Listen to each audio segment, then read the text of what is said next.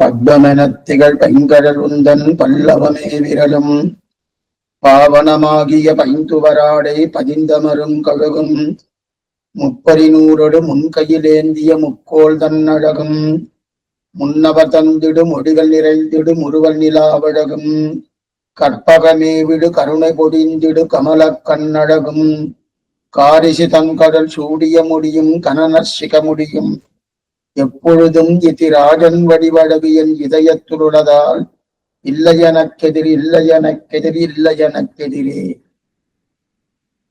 சுவாமி பெருமானார் சமுடைய சித்தாந்தத்தை சாஸ்திரம் கொண்டு சாஸ்திரம் என்ன சொல்லித்தோ வேதாந்தங்கள் சொல்லப்பட்ட கருத்தையே தெளிவுபடுத்தினார். ஆனால் அதை தெளிவுபடுத்துவதற்கு யாருடைய துணையோ வேண்டுமோ. எது கொண்டு தெளிவுபடுத்தினார் என்றால் சுவாமி திருலோகாச்சார் தெரிவிக்கிறார், இது கொண்டு சூத்திரங்கள் ஒருங்க விடுவர் ஸ்ரீ பாஷ்யக்காரர் அப்படின்னு தெரிவிக்கிறார். அப்ப அந்த சூத்திரங்கள் எல்லாம் ஒருங்க விட்டது பாஷ்யக்காரர். இது அழகிய மனவாள பிரமான் நாயனார் தெரிவிக்கிறார். அப்படி இருக்க செய்தே அந்த சூத்திரங்கள் பிரம்மசூத்திரத்தில் சொல்லப்பட்ட கருத்துக்கள் நன்றாக தெளிவுபடுத்த வேண்டும். மேலும் நம் போன்ற மந்த புத்திகளுக்கு நன்றாக தெரிய வேண்டும் என்பதற்காகவே யதீந்திர மத தீபிகா என்கிற கிரந்தத்தை அனுகிரகித்தார் சீனிவாசாச்சார சுவாமி என்ற சுவரசிம்மபுரத்தில் இருக்கக்கூடிய சுவாமி. அதை நான் அனுபவித்துக் கொண்டுவோம். கடைசி நிலைக்கு வந்திருக்கோம். அத்ரவியம்னு பேர். அதாவது பிரமாணம் என்றும் பிரமேயம் என்றும் இரண்டாக பிரித்தார். அதிலே பிரமாணத்துக்காக 3 அவதாரங்களையும் பிரமேயத்துக்காக 7 அவதாரங்களையும் மொத்தம் 10 அவதாரங்கள். அந்த 3 அவதாரங்கள் பிரமாணத்திலே சப்த பிரமாணம், அனுமான பிரமாணம், பிரத்யக்ஷ பிரமாணம் என்று சொல்லப்படுகிறது. மேற்கொண்டு பிரமேயத்தை 2ஆக பிரித்தார். திரவியம் என்றும் அத்ரவியம் என்றும் பிரித்து அதுல திரவியத்திலே 6 அவதாரங்கள், பிரகிருதி, காலம், சுத்த சப்தம் என்று சொல்லக்கூடிய நித்திய விபூதி, தர்மபூத ஞானம், ஜீவாத்ம தத்துவம், பரமாத்மா தத்துவம் என்க 6 நிலைகள். இது திரவியம்னு பேர்.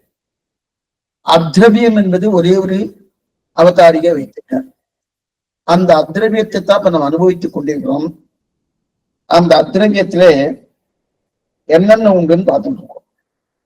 அத்ரவியத்திலே 10 விதமான அத்ரவியங்கள் உண்டுன்னு நேற்றைய காலட்சேபத்துல பார்த்தோம். 10 விதமான அத்ரவியங்கள் அது சொல்ல கணக்கு சொல்லியிருக்கார். சத்துவகுண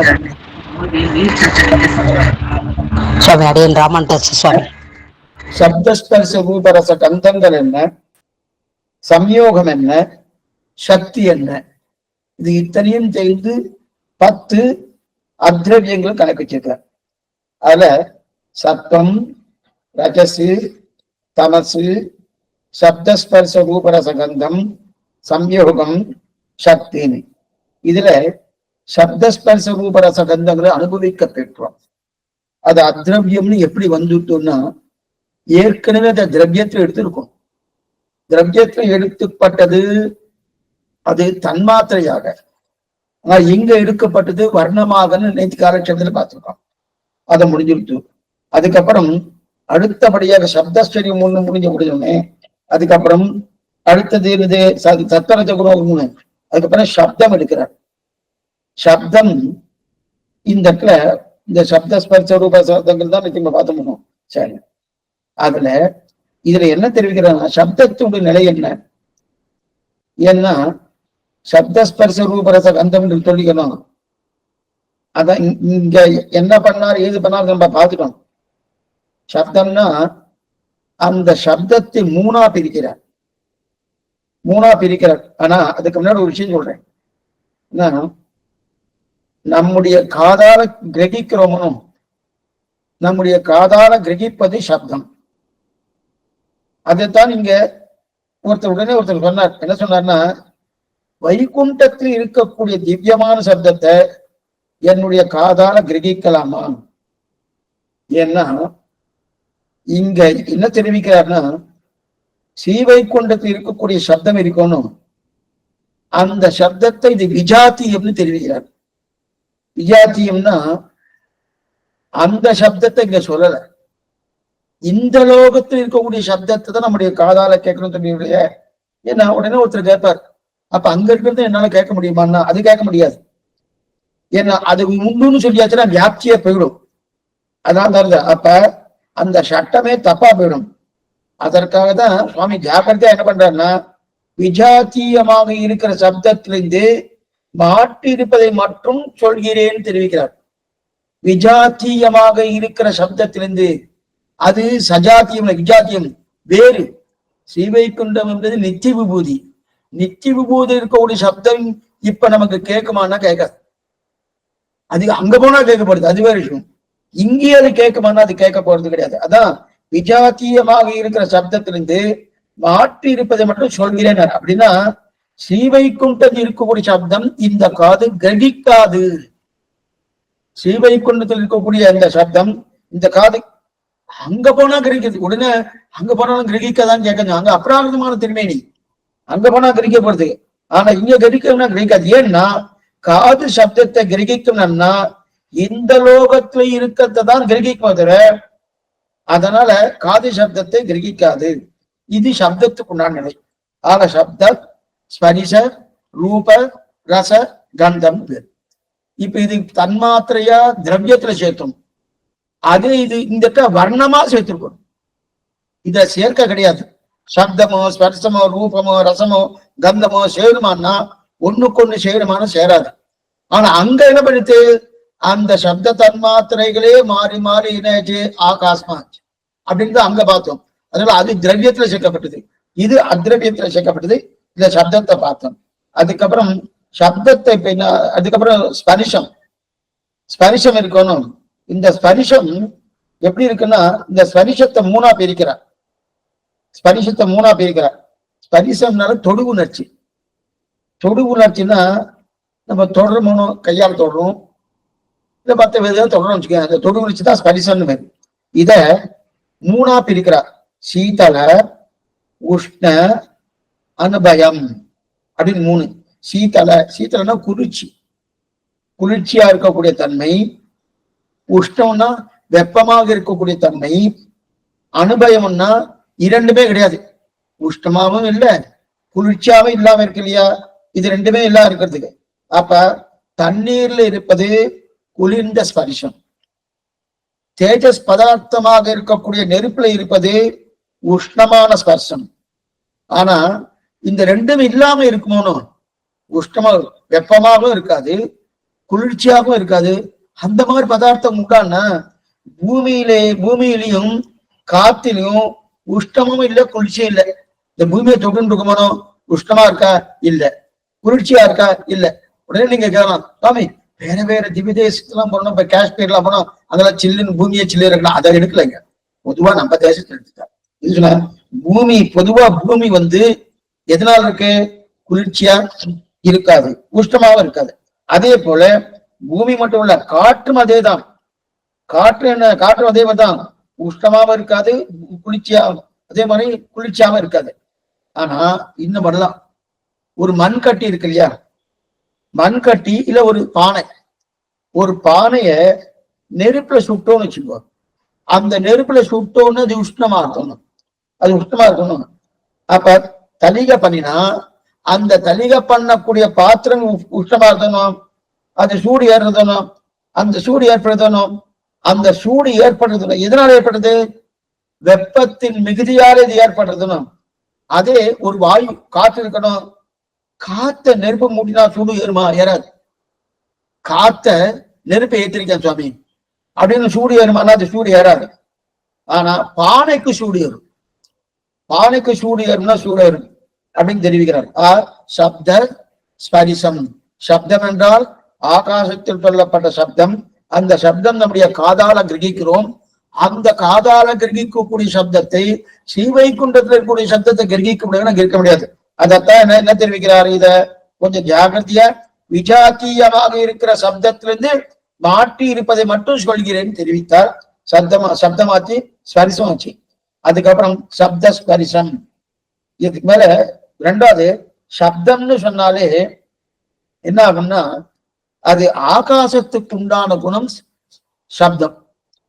ஸ்பரிசம்னு சொன்னாலே அது வாயுக்கு உண்டான குணம்.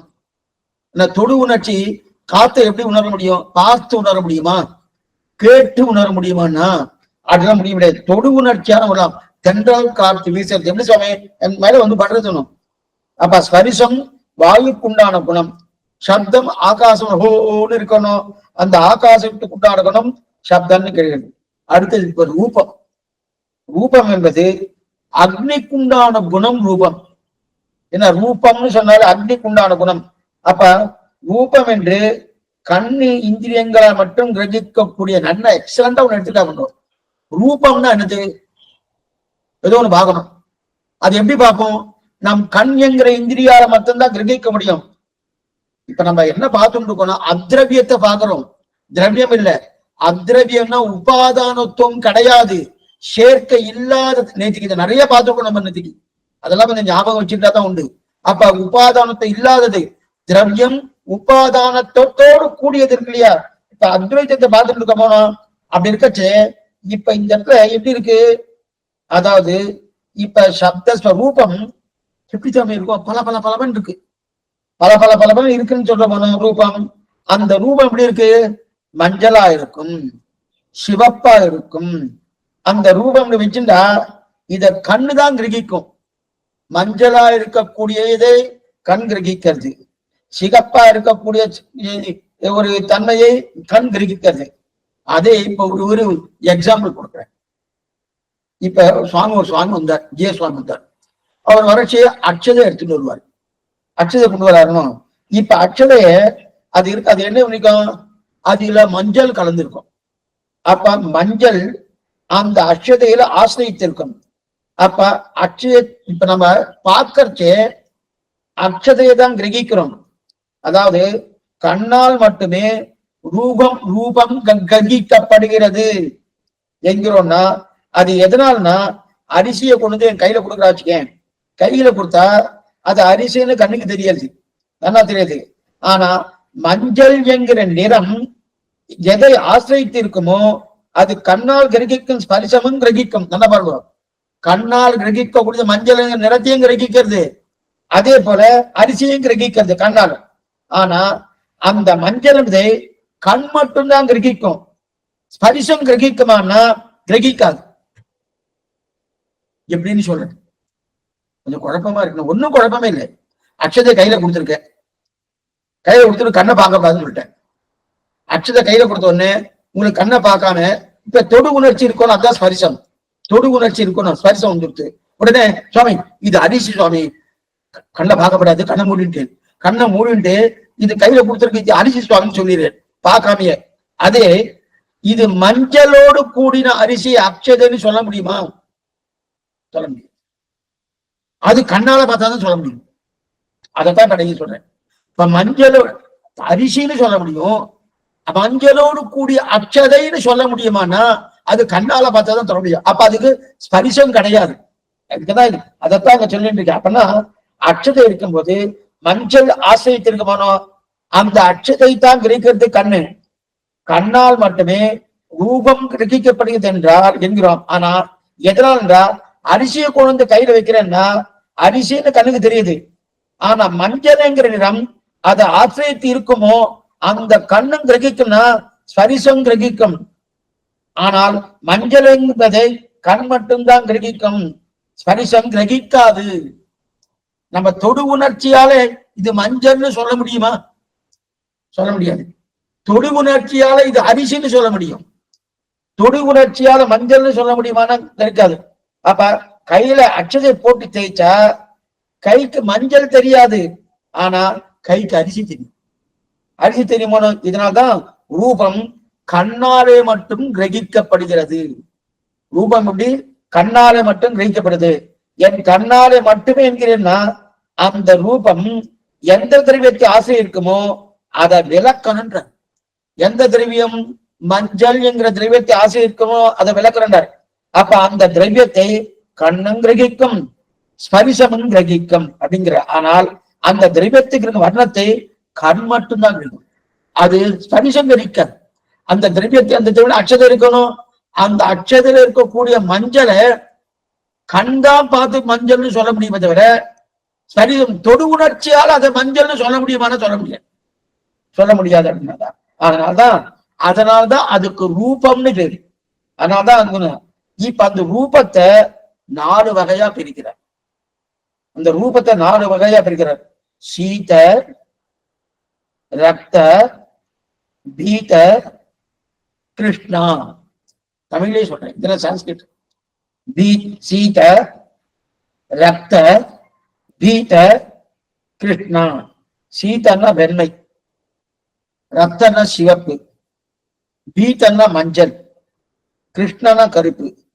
அப்ப இந்த ரூபத்தை 4 வகையா பிரிக்கிறோம்னா வெண்மை, சிவப்பு, மஞ்சள், கருப்பு அப்படின்னு பிரிக்கணும்.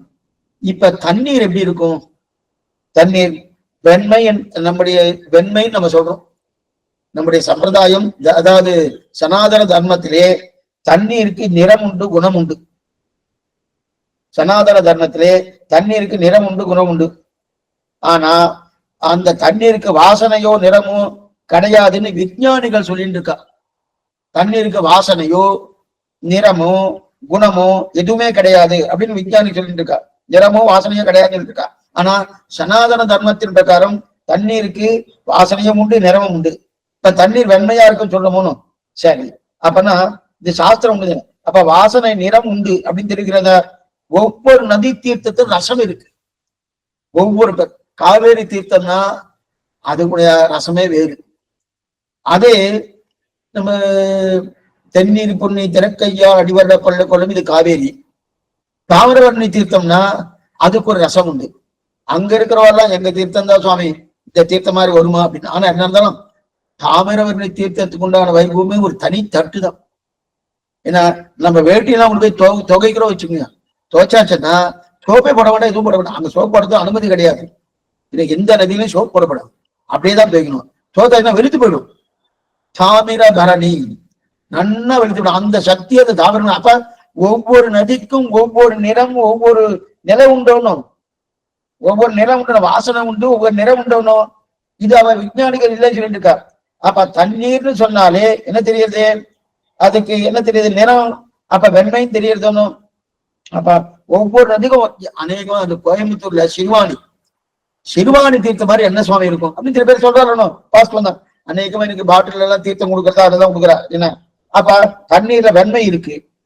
அதே போல வெள்ளி, அதே போல சங்கு, முத்துச்சிப்பி, அந்த முத்துச்சிப்பி, இது சந்திரன், இதுல எல்லாம் இருக்கக்கூடியது வெண்மை நிறம். வெள்ளியில இருக்கக்கூடியது வெண்மை நிறம், முத்துச்சிப்பில் இருக்கக்கூடிய வெண்மை நிறம், சங்குல இருக்கக்கூடிய வெண்மை நிறம், சந்திரன் எல்லாம் வெண்மை நிறம் இருக்கிறான்னா அந்த நிறமேதான் ரூபம். இந்த சப்த ஸ்பரிச ரூபம் அப்படின்னு அந்த நிறமேதான் ரூபம்.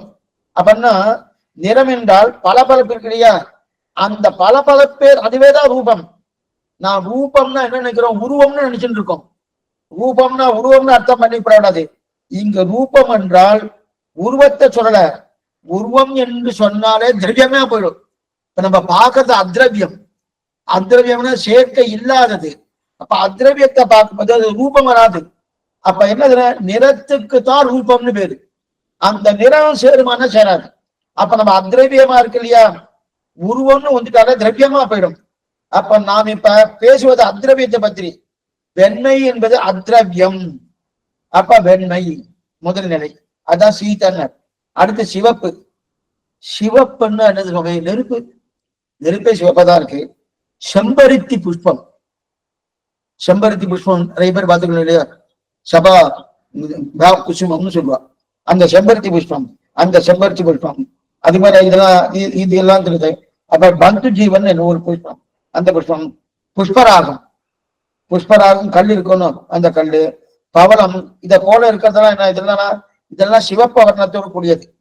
சிவப்பு வர்ணம் பார்க்கப்படுகிறது, இதெல்லாம் சிவப்பு என்றார். அதுக்கப்புறம் பீட்ட மஞ்சள். மஞ்சள் மஞ்சள்னா பொன் மஞ்சள். இதில் எல்லாம் மஞ்சள் வர்ணம். பொண்ணு இருக்கு இல்லையா, பிரகணியம் மஞ்சள், அது மஞ்சளா தான் இருக்கு, அது மஞ்சள் வர்ணம். அதுக்கப்புறம் கருப்பு. கருப்பு என்னன்னா, கருப்பு அந்த மரகத பச்சைக்கல். மரகத பச்சைக்கல் கரும் பச்சைன்னு சொல்றாரு. வண்டே கருப்பா தான் இருக்கும். அருகால சிறுவண்டே தொழுதே முன்னைன்னு தெரிவிக்கிறார் ஆழ்வார். வண்டே கருப்பா தான் இருக்கும். மேகமும் கருப்பா இருக்கும். நீலமேக சாவணன், மேகம் கருப்பா தான் இருக்கு. இருட்டு என்னன்னா, இருட்டு கருப்பு தானே.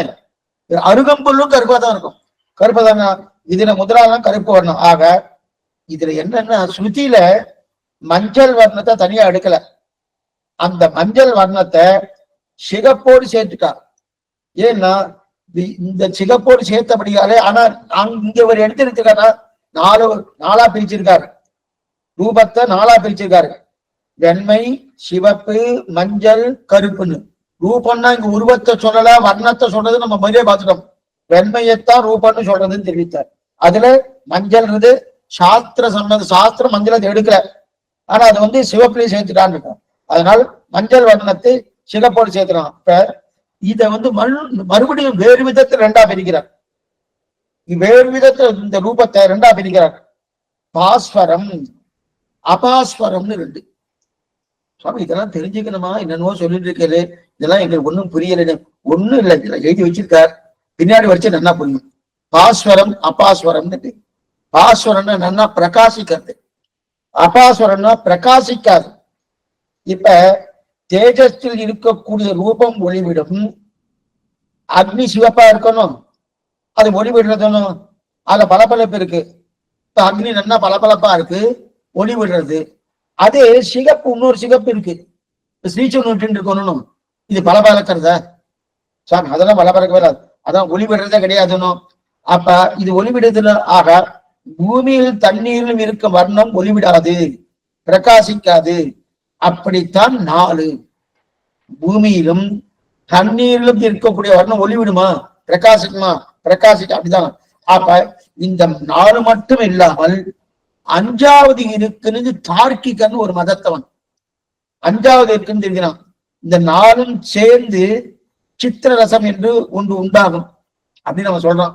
இந்த நாலும் சேர்ந்து எது? வெண்மை, மஞ்சள், சிகப்பு, அதுக்கப்புறம் வந்து கருப்பு. இந்த நாளும் சேர்ந்து சித்திரரசம் ஒன்று உண்டாகும்.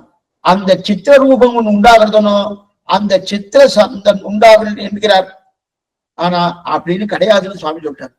அந்த வர்ணனை இல்லாத உள்ளாதெல்லாம் சொல்லவே சொல்லாத, அதெல்லாம் கிடையாதுன்னு. அதற்குள்ள இதையும் அடக்கணும் என்ன வச்சுக்கலாமே தவிர அப்படின்னு தனியா கிடையாதுன்னாரு. ஆக சப்த, ஸ்பரிச, ரூபம் மூணு பார்த்துட்டோம்.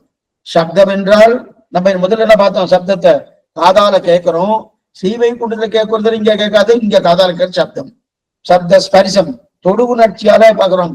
அப்ப கண்ணால பாக்குறது ஒன்றுதான் ஒண்ணு தவிர அதுக்கு அட்சதையா எக்ஸாம்பிள் எடுத்துக்கணும். அதுக்கப்புறம் ரூபம் என்றது வர்ணத்தை எடுத்துக்கணும். என்ன வர்ணம்? வெண்மை, சிவப்பு, மஞ்சள், கருப்பு, இந்த வர்ணத்துக்கு. அதுக்கப்புறம் சப்த ஸ்பரிச ரூபம் ஆயிடுது. ரசம், ரசம்னா நம்ம ரசத்தை கிரகிப்பது எது? நாக்குதான் கிரகிக்கும். நாக்குதான் கிரகிக்கும். நாக்குல ரெண்டு உண்டு. நாக்குல ரெண்டு, இது நம்ம முன்னாடி பார்த்துருக்கோம். தர்மபூத ஞானத்துக்கு முன்னாடி பார்த்துருக்கோம்.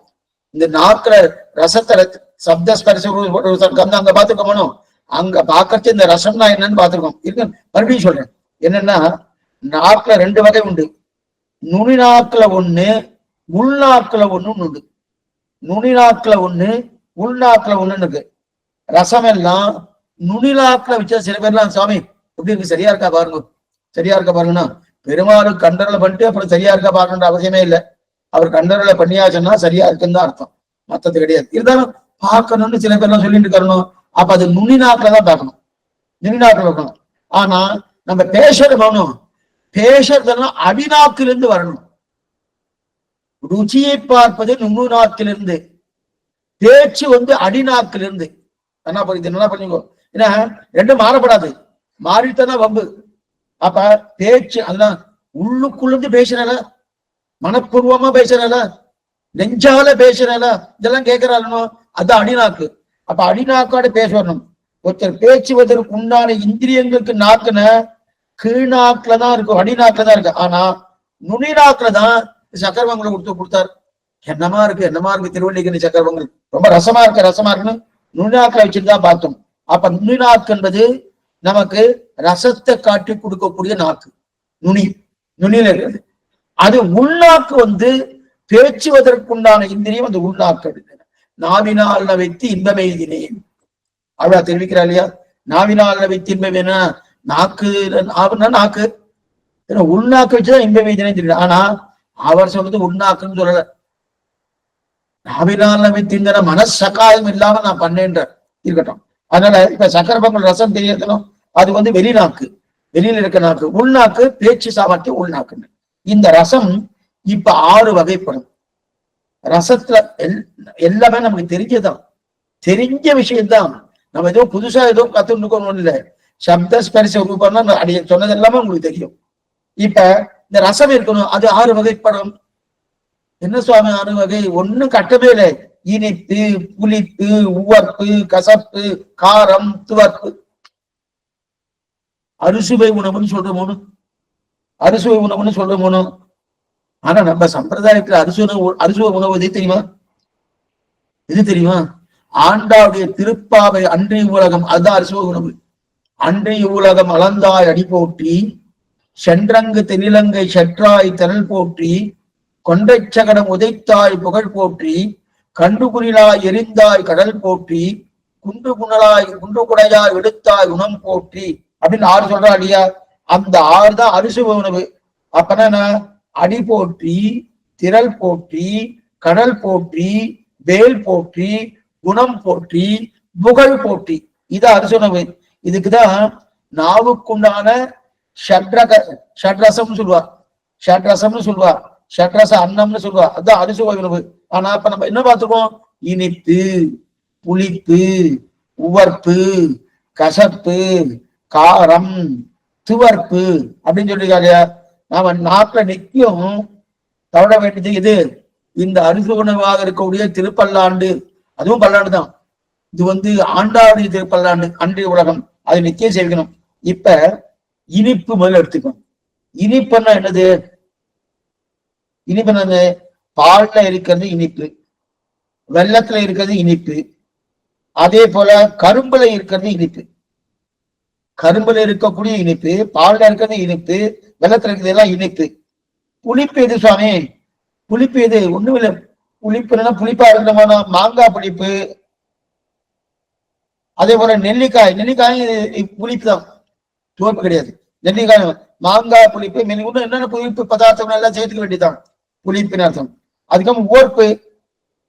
இப்ப புளிப்பு, உவர்ப்பு. இந்த உவர்ப்பை 2ஆ பிரிக்கிறார். முதல்ல இனிப்பு, இனிவது பால், வெல்லம், அதுக்கு மேல கரும்பு, இதெல்லாம் இனிப்பு. புளிப்பு மாங்காய், நெல்லிக்காய் இதெல்லாம் புளியுங்க. புளியங்காய், மாங்காய் இதெல்லாம் புளியங்காய் விடுவே. புளியங்காய் புளிப்புக்கு தானே, புளியோதரை சொல்லிட்டு அதெல்லாம் புளிப்பு தானே. அதான் புளியங்காய், மாங்காய் இதெல்லாம் புளிப்புக்கு வச்சுக்கணும். உவர்ப்பு இருக்கு இல்லையா? அந்த உவர்ப்பை நல்லா பாருங்க, 3ஆ பிரிக்கிறார். உவர்ப்பு என்பது தண்ணீர் உப்பு, மலை உப்பு, உவர் நிலத்தில் வருகிற உப்பு. 3ஆ எடுத்திருக்காரு. நம்ம எல்லாம் இன்னைக்கு உப்பெல்லாம் மாத்திட்டா பாருங்க, அயோடைஸ்டு சால்ட் அப்படின்னு போடுறாங்க இன்னைக்கு. அதெல்லாம் போட்டு காரணம். அப்ப தண்ணீர் உப்பு, மலை உப்பு. மலை உப்புன்னா இன்னைக்கு விற்கிறது, கடையில விற்கிறது, நாட்டு மருந்துகள்ல விற்கிறது. மலை உப்பு, உவர் நிலத்தில் வருகிற உப்பு. அந்த 3 விதமான உவர்ப்பு உண்டு. இதுதான் உப்புக்கு உண்டான ஒரு நிலை. இது 3 நிலை. அதுக்கப்புறம் கசப்பு. ஆக இனிப்பு, புளிப்பு, உவர்ப்பு, கசப்பு. கசப்பு இது சுவாமி? வேப்பங்காய், வேப்பங்காய் கசப்பு. பாகற்காய் அண்ணா இவாருக்கு நிறைய சக்கரை வியாதி நிறைய இருந்ததுன்னா பாவக்காய் சாப்பிடுங்கோ, வேப்பங்காய் சாப்பிடுங்க அப்படி சொல்றா இல்லையா? இந்த 2மே இந்த கசப்பு வகைகள். ஆக கசப்பு. அதுக்கப்புறம் காரம். காரம் 5வது காரம். காரம் எப்படி சுவாமி? சுக்கு, மிளகு, மிளகா, கடுகு இதெல்லாம் கார வகைகள். இதெல்லாம் கார. சுக்கு இருக்கு, மிளகு இருக்கு, மிளகா இருக்கு, அதே போல கடுகு இருக்கு, இதெல்லாம் கார வகைகள். அதுக்கப்புறம் துவர்ப்பு. துவர்ப்பு என்னன்னா தானிக்காய், அதுக்கப்புறம் கடுக்காய், அதுக்கப்புறம் மாந்தளிர், அதுக்கப்புறம் வாழைப்பூ, இதெல்லாம் துவர்ப்பு. ஆக அப்படி இருக்க செய்து இதெல்லாம் ரசம். அப்ப ரசத்துக்குண்டான தன்மை என்னது? 6ஆ பிரிச்சோம். ரசம் என்ன? நுனிநாக்குல வச்சுட்டோம்னா சக்கரப்பனுடைய ரசம் நல்லா தெரியும். உள்நாட்டுல இருந்து நம்ம பேச்சு சாமர்த்தியம் உள்நாக்குல தான் வருது. அப்படின்னு தெரிஞ்சிட்டார். அதையே ஆறா பிரிச்சு இனிப்பு, புளிப்பு, உவர்ப்பு, கசப்பு, காரம், துவர்ப்பு அப்படின்னு தெரிவித்தார். இது ஆயிடுச்சு. இது இப்ப ரசம் ஆயிடுச்சு. அதுக்கப்புறம் கந்தம், சப்த, ஸ்பரிச, ரூப, ரச, கந்தம். கந்தம்னா நம்ம மூக்கால கிரகிக்கிறோமோனும் அந்த கிரந்தம் தான், அந்த பேர் கந்தம் பேரு. அந்த கந்தம் கந்தம்னு பேரு. அந்த கிரந்தம் இல்லை, கந்தம். அந்த கந்தம் ரெண்டு வகை. என்ன சொல்ற? ரெண்டு கந்தத்தோட ரெண்டு வகை உண்டனா, நறுநாற்றம், துர்நாற்றம். நாற்றத்துடாய் முடி நாராயணன், இது நறுநாற்றம். துர்நாற்றம் என்னது? தீய மனம். நல்ல மனமா இருக்கு, நல்ல வாசனை சுவாமி, ரொம்ப நல்லா இருக்கு வாசனை, ஆச்சரியமா இருக்கு, அந்த வாசனையை நன்னா கிரகிச்சுட்டே இருக்கலாம் போட்டுருக்கு அப்படின்னு, அது நல்ல வாசனைன்னு பேரு. தீய வாசனை சகிக்கல சுவாமி, சகிக்கல, இங்க போயிடலாமான்னு தோன்றதுங்க, தீய வாசனை. இப்ப நல்ல வாசனை எது? சந்தனம், குங்குமப்பூ, கஸ்தூரி, சப்பகா புஷ்பம், அதே போல முதலான புஷ்பங்கள். இதுக்கெல்லாம் சுகந்தன்னு பேரு. இதுக்கெல்லாம் சுகந்தன்னு பேரு. சுகந்தன்னு சொன்னாலே நமக்கு நல்ல வாசனை பேரு. சுகந்தம், சுகந்தவன, சுகந்த தேவின்னு ஒரு தாயாருன்னு பேரு. அது இல்லையா? அப்ப சுகந்தன்னு பேரு. பரிமள ரங்கன் மகாபாரத்தில் எழுதியிருக்கார். பரிமள ரங்கன் பேரு. அந்த திருத்தாள் சுகந்தவன தேவின்னு பேரு இருக்கட்டும். அப்ப சுகந்தன்னு பேரு. இதுக்கெல்லாம் சந்தனம், குங்குமப்பூ, கஸ்தூரி, சம்பகா புஷ்பம் எல்லாம் சுகந்தன். இதுக்கெல்லாம் என்ன பேரு? நல்ல மனம், நல்ல மனம்னு பேரு. சரி, தீய மனம் எது சுவாமி? தீய மனம்னா பூதி, அதே ஒரு விஸ்ராதி, மலம், மூத்திரம். பூத்தின்னா ஒண்ணும் இல்லை, காத்தால தனியை பண்ணும், 2 நாள் கழிச்சு அது பார்த்தா அப்படியே எல்லாம் போயிடும். அதெல்லாம் போயிடும் ஒண்ணும். இது அப்படியே இது மாதிரி இருந்துருக்கும், ஒரு வாசனை வந்துட்டு இருக்கும்ல, இந்த மாதிரி பூத்தி. ஒரு விஸ்ராதி, மலம், மூத்திரம் முதலானவைகள்லாம் துர்நாற்றம். துர்நாற்றம் அடிக்கக்கூடிய இதெல்லாம் கந்தம். அப்ப இந்த கந்தம் பிருத்திவியில் மட்டும்தான் இருக்கும். நல்லா பாருங்க, அடிக்கிறவை இந்த கந்தம்லாம் பிருத்திவில. அப்ப காற்றுக்கு மனம் இல்லை, நல்லா படிச்சுங்க. காற்றுக்கு மனம் இருக்குன்னா மனம் இல்லை, பிருத்திவிக்குத்தான் மனம் உண்டு. நம்ம என்ன இருக்கோம்? காத்துல வந்து சுவாமி, காத்து தான் வாசனை அடிக்கிறது, நல்ல வாசனை அடிக்கிறது சுவாமி அப்படின்றோம். இது தீய வாசனையா இருக்குன்றோம்னா அது காத்துனால கிடையாது, காத்துக்கு வாசனையே கிடையாது. பிருத்திவி என்று சொல்லக்கூடிய இந்த லோகத்துக்கு தான் மனம் உண்டு, வாசனை உண்டு. அதாவது மகரந்த துகள் இருக்கணும், மகரந்த துகள், அதாவது புஷ்பத்துல இருக்கக்கூடிய மகரந்த துகள். அந்த மகரந்த துகத்தை காட்டு கொண்டு வந்து சேர்ந்துச்சுன்னா அப்ப அந்த காத்து நல்ல மனமுள்ள காத்தா இருக்கு, ரொம்ப வாசனையா இருக்கு சுவாமி, புஷ்ப வாசனையா அடிக்கிறது, நல்ல வாசனையா இருக்கணும் அப்படின்னு. அதே போல இன்னொன்னு சொல்றேன், இன்னொரு வாசனை உண்டு, தீர்த்தப்படி இருக்கணும். நம்ம தீர்த்தனோட அநேகமா கோயில், எல்லா கோயிலும் நம்ம ஆத்திலேயே திருவாராதனை பண்றச்சு தீர்த்தப்படி போடுறோமோ, ஏலக்காய், லவங்கம், பச்சைக்கற்பூரம் என்னென்ன உண்டு அதெல்லாம் போட்டு இருக்கோமோ, அதெல்லாம் போட்ட ஒரு மனம் சொல்லலாமோனோ. அந்த மனம்லாம் என்னன்னா ஜலத்துக்கு இயற்கையிலே மனம் என்னன்னா, இது இந்த ஏலக்காய் இந்த சம்பந்தத்தால் அந்த மனம் ஏற்படுறது. ஆனா இயற்கையில காத்துக்கு மனம் உண்டானா கிடையாது. இயற்கையில காத்துக்கு மனம் உண்டானா மனம் கிடையவே கிடையாது. அந்த காத்து எங்க துர்நாற்றத்துக்கு போயிட்டோ அதை அப்படியே இழுத்துட்டு வருது, எங்கு நறுநாற்றம் இருக்கோ அதை அப்படியே இழுத்துட்டு வருது, அவ்வளவுதான். தவிர காற்றுக்கு இயற்கையிலே எந்த விதமான மனமும் கிடையாது. சரி, இப்ப இன்னொன்னு சொல்றேன், நெருப்பு கொதிக்கிறதுன்றோம், நெருப்பு கொதிக்கிறதுன்றோம், இரும்பு கொதிக்கிறதுன்றோம். நாம இரும்பு கொதிக்குமா? நெருப்பு கொதிக்கிறதுன்றோம், இரும்பு கொதிக்கிறதுன்றோம். இரும்பு கொதிக்குமான்னா நெருப்பு தான் கொதிக்கும். இரும்பு கொதிக்கிறதுன்னு சொல்றது ஔபச்சாரிகம்னு பேரு, உபச்சாரத்துக்காக சொல்ற. இரும்பு கொதிக்குமானா இரும்பு எல்லாம் கொதிக்காது, உபச்சாரிகம், ஔபச்சாரிகம். அந்த இரும்ப நல்லா காய்ச்ச நெருப்பினுடைய சம்பந்தத்தாலே அதன் சேர்க்கையால் அது கொதிக்கிறது. இரும்புக்கே கொதிக்கக்கூடிய தன்மை இருக்கானா கிடையாது. நெருப்பு அதோடு சேர்ந்துட்டு, நெருப்பு அதோடு சேர்ந்தபடியாலே நெருப்பின் சேர்க்கையில் அது கொதிக்கிறது. அது மட்டும் இல்ல, இதுல பிருத்திவி தேஜஸ்வாயு ஆகாசம் இருக்கணும். இது பஞ்சீகரணம் பண்ணப்பட்டபடியாலே எல்லா திரவியத்துக்கும் எல்லா குணங்களும் கொண்டு வந்துருக்கு. ஏன்னா எல்லா திரவியத்துக்கும் எல்லா குணங்களும் உண்டு. இப்ப நம்ம என்ன பாத்துறோம்? சப்தஸ்பரிச ரூபரசகந்தம்னு பார்த்துட்டு இருக்கோம். அப்ப இதுல எல்லா பஞ்சபூதங்களுக்கும் 5 விதமான நிலைகளும் உண்டு. ஏன் பகவான் நம்ம பார்த்துருக்கோம், சிருஷ்டி காலத்துல பஞ்சீகரணம் பண்டாரணும் பாதியா வெட்டுறார், ஒரு பாதியை எடுத்து அது வச்சுக்கிறார், அந்த ஒரு பாதியை 4ஆ வெட்டி மிச்சம் இருக்கக்கூடிய 4 பூதங்களை சேர்க்கிறான்னு பார்த்துருக்கோம். அரைக்கால அரைக்கால அரைக்கால. அப்ப அதுக்கு பஞ்சீகரணம் பேரு.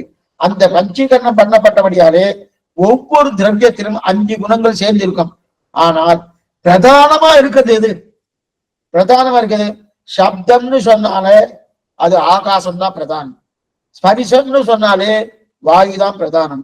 ரூபம்னு சொன்னாலே அக்னிதான் பிரதானம். ரசம்னு சொன்னாலே ஜலத்துல பிரதானமா இருக்கும். அதே போல கந்தம்னு சொன்னாலே அது பூமியில பிரதானம் இருக்கும். சப்தஸ்பரிச ரூப சகந்தம் என்னன்னா எல்லாத்துலயும் எல்லா வித 5 நிலையும் உண்டு. எதனால? பஞ்சீகரணம் பண்ணப்பட்டபாலையால 5 உண்டு. இருந்தாலும் இங்க சப்தம்னு சொல்லும் போது ஆகாசத்தை தான் பிரதானமா குறிக்கும். ஆனா அந்த சப்தம் இதுல இல்ல இருக்கு, மேல வச்சு சொல்றேன். சப்தம் இதுல இருக்கு இல்லையா? அத ஸ்பரிசம்னு சொல்லும் போது வாயுல தான் பிரதானமா இருக்கும். ரூபம்னு சொல்லும் போது அக்னியில தான் பிரதானமா இருக்கும். அதே போல ரசம்னு சொல்லும் போது ஜலத்துலதான் பிரதானமா இருக்கும். கந்தம்னு சொல்லும் போது பூமியில தான் பிரதானமா இருக்கும். இப்பெல்லாம் ஒண்ணு வேண்டாம், நம்ம பெருமாள் தலி பண்றோம், தலி பண்ணிட்டே இருக்கச்சே தலி ஆகிட்டு இருக்கு போல் இருக்கு, வாசனையா வருது. என்ன வாசனை? குழம்பு வாசனை. கதம்பம் பண்றா போல் இருக்கு. கதம் பண்ணாலும் அது ஒரு வாசனை பிச்சுட்டு வந்துடும் அந்த வாசனை. அப்படி இருக்கு இல்லையா? கதம்பம் பண்றா போல் இருக்கு, வாசனை வருது, தலிக பண்ண வாசனை வருது. சரி சுவாமி, இந்த வாசனை எல்லாம் பார்த்தோம் மூக்குல இருந்தா கிரகிக்கலாமா? நிறைய பேர் அடிக்கிட்டு கேட்கிறேன், தலிய பண்ணிருக்க சுவாமி. அப்படி போனேன், அந்த தலிக வாசனை எனக்கு வந்துட்டு இழுத்துட்டேன். இழுத்துட்டேன், ரொம்ப நல்லா இருக்கு, ரொம்ப நல்லா இருக்கு, சாப்பிட. இன்னும் பெருமாள் கண்டர்ல பண்ணல. அந்த வாசனை இழுத்துக்கலாமா கூடாதா? சுவாமி வாசனை மூக்குக்கு வந்து சுவாமி நீயா இழுக்க வேண்டாம், அதுவா வந்துருத்தா ஒண்ணும் பண்ண முடியாது. அதுவா வந்துருத்தா ஒண்ணும் பண்ண முடியாது.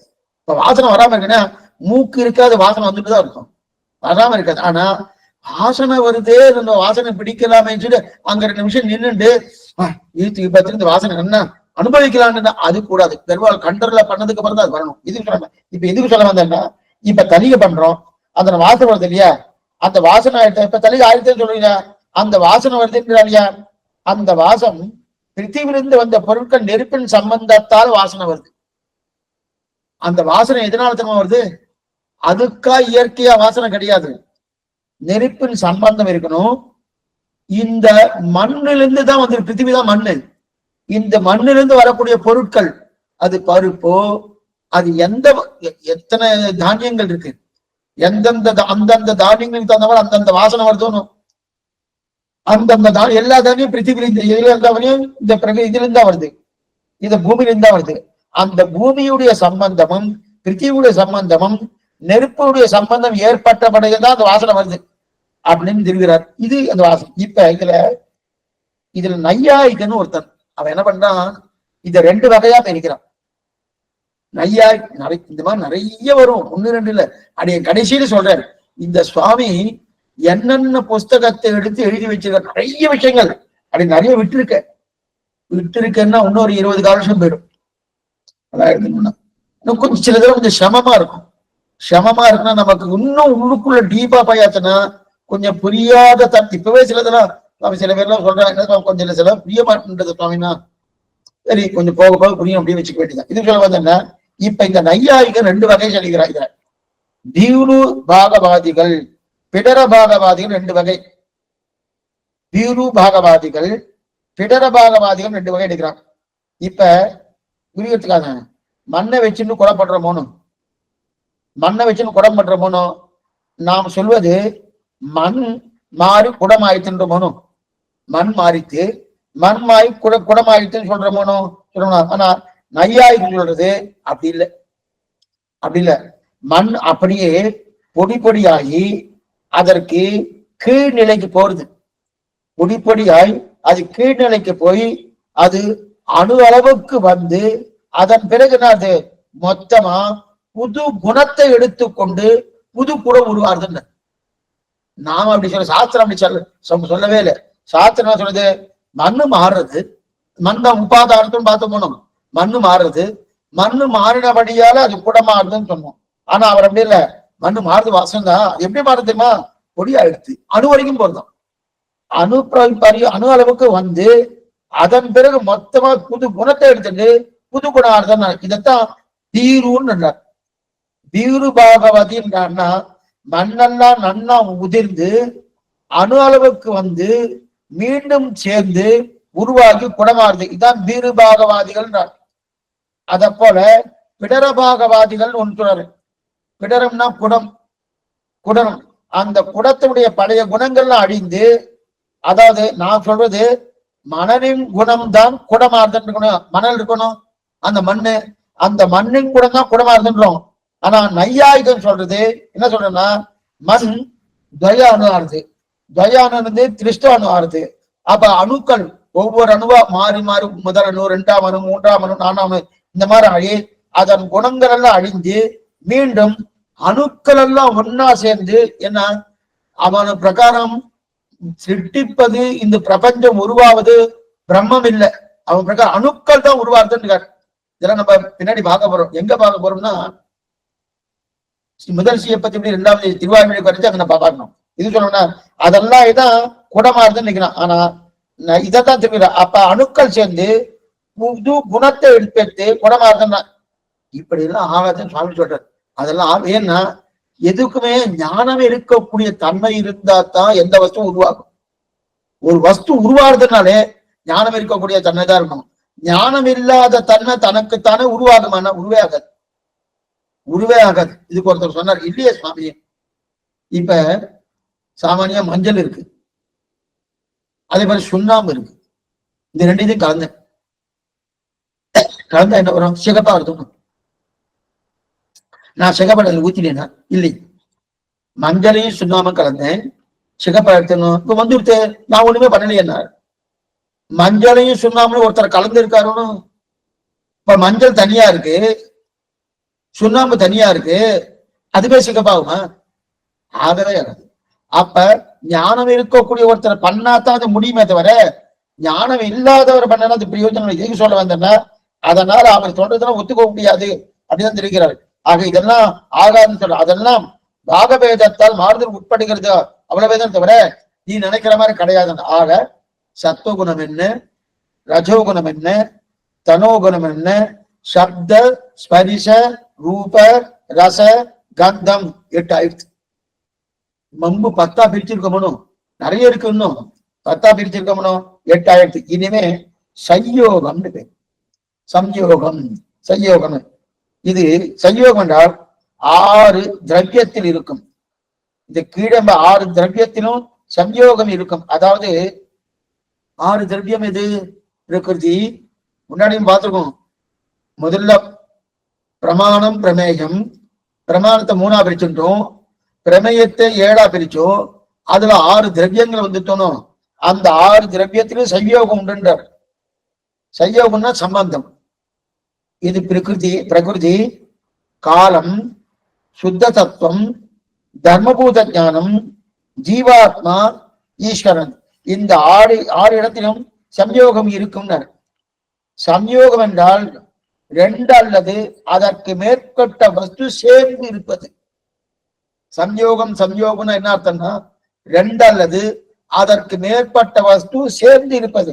அதான் சம்யோகம். அது எது அறிவுக்கு எது காரணமா இருக்குமோ அதுதான் சம்யோகம். அறிவுக்கு எது காரணம் புரிஞ்சுக்கோ, அறிவுக்கு எது காரணமா இருக்குமோ அதுதான் சம்யோகம். சம்யோகம் சரி சுவாமி, சம்யோகம் என்றால் சேர்ந்து இருப்பதல்ல, சேர்த்து இருப்பதல்ல, சேர்ந்து இருக்கு என்கிற அறிவு வருதணும். என்ன பாருங்க, சேர்ந்து இருக்குன்னு என்கிற எனக்கு அறிவு வருகிறது அல்லவா, அதற்கு காரணமா இருந்த அத்திரவியம் தான் சம்யோகம். இது ஒரு சேர்ந்து இருக்கு, சேர்ந்து இருக்குன்னு எனக்கு ஒரு அறிவு வருதணும், அறிவு எனக்கு ஏற்படுறது. அந்த அறிவு ஏற்படுறதுக்கு காரணமா எது இருக்கோ அதுதான் சம்யோகம். நம்ம அத்திரவியத்தை பார்த்துட்டு இருக்கோம். ஏன்னா சேர்ந்து இருக்குன்னு சொல்லியாச்சுன்னா உடனே என்ன தோணும், சுவாமி எப்படா திரவியத்துல சேருமே, நீங்க அத்திரவியம் சொல்லிட்டு இருக்கிறீங்கன்னா அத்ரவியம்னா உபாதானத்துவம் கிடையாதுன்னு பார்த்துட்டு இருக்கோம். திரவியத்துக்கு தான் உபாதான சேர்க்கை உண்டு, அத்ரவியத்துக்கு சேர்க்கை கிடையாதுன்னு பார்த்துட்டு இருக்கோம். அப்படி இருக்கச்சே சேர்ந்திருக்குங்கிற அறிவு எனக்கு ஏற்படுறதனோ, அந்த அறிவு ஏற்படுவதற்கு எது காரணமாக இருக்கோ அதுக்குதான் சம்யோகம்னு பேர்.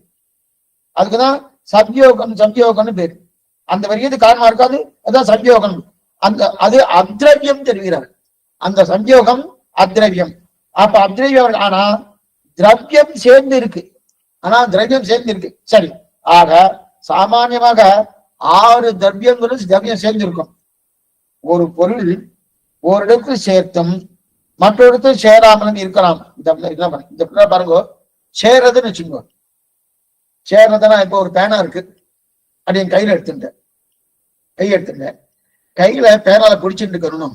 பேனால பிடிக்கச்சு 5 விரல்களும் அந்த பேனாவோட சேர்ந்து இருக்கா? சேரல. அது மட்டும் இல்ல, பேனாவுடைய அவயவங்கள் இருக்கணும், அது பூர்த்தியா இருக்கணும். அத பூர்த்தியா என்னுடைய விரலோடு சேர்ந்து இருக்கா?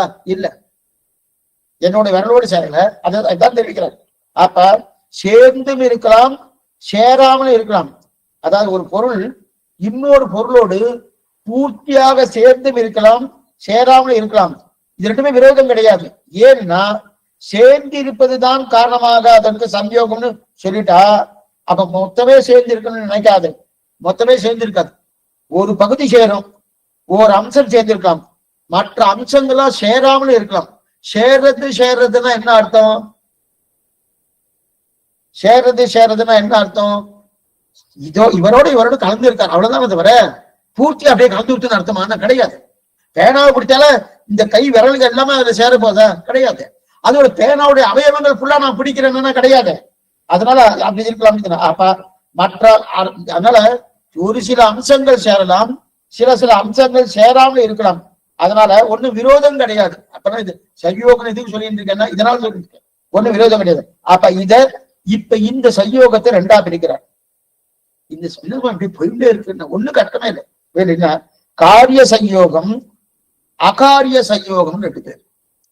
காரிய சயோகம், அகாரிய சயோகம்னு. காரிய சயோகம்னா பிரியத்துக்கா சொல்றேன், 2 மன்னர்கள் இருக்கா இல்லையா, சானூர முட்டிகன். நம்ம பார்த்தோம்னா காலத்துல பாகவதத்துல கூட வரும் சானூர் முட்டிகன். இனிமே வரப்படுது சானூர் முட்டிகளை ஒருத்தருக்கு மோதிண்டாரணும். அப்ப 2 திரவியத்திலையும் காரியம் வந்து விட்டணும். சானூரும் ஒரு திரவியம், முஷ்டிகனும் ஒரு திரவியம். 2 திரவியத்திலும் ஒரு காரியம் வந்து விட்டணும். இப்ப இவ இருவரும் ஓர் காரியத்தில் ஈடுபட்டாரணும். 2 பேருமே ஒரே காரியத்தில் ஈடுபட்டாரணும். அவருக்கு ஒரே கருத்து ஈடுபட்ட அவரும் இவரும் ஒரே கருத்து. அப்ப இவர்கள் இருவரும் சேர்ந்து இருக்கிறார்கள் என்ற அறிவை எனக்கு ஏற்படுத்தது இல்லையா? ஏற்படுத்தி தோணும். அதுதான் சயோகம். அந்த சயோகம் என்கிற அத்ரவியம் இருக்கணும். அந்த அத்ரவியத்தால் தான் இவர்கள் சேர்ந்திருக்காங்க எனக்கு தெரியுது. அந்த அத்ரவியத்தால் தான் இவன் சேர்ந்திருக்கான்னு தெரியுது. இதுதான் காரிய சயோகம். காரிய சயோகம் என்ன? இந்த பக்கம் சானூர், இந்த பக்கம் முஷ்டிகன்.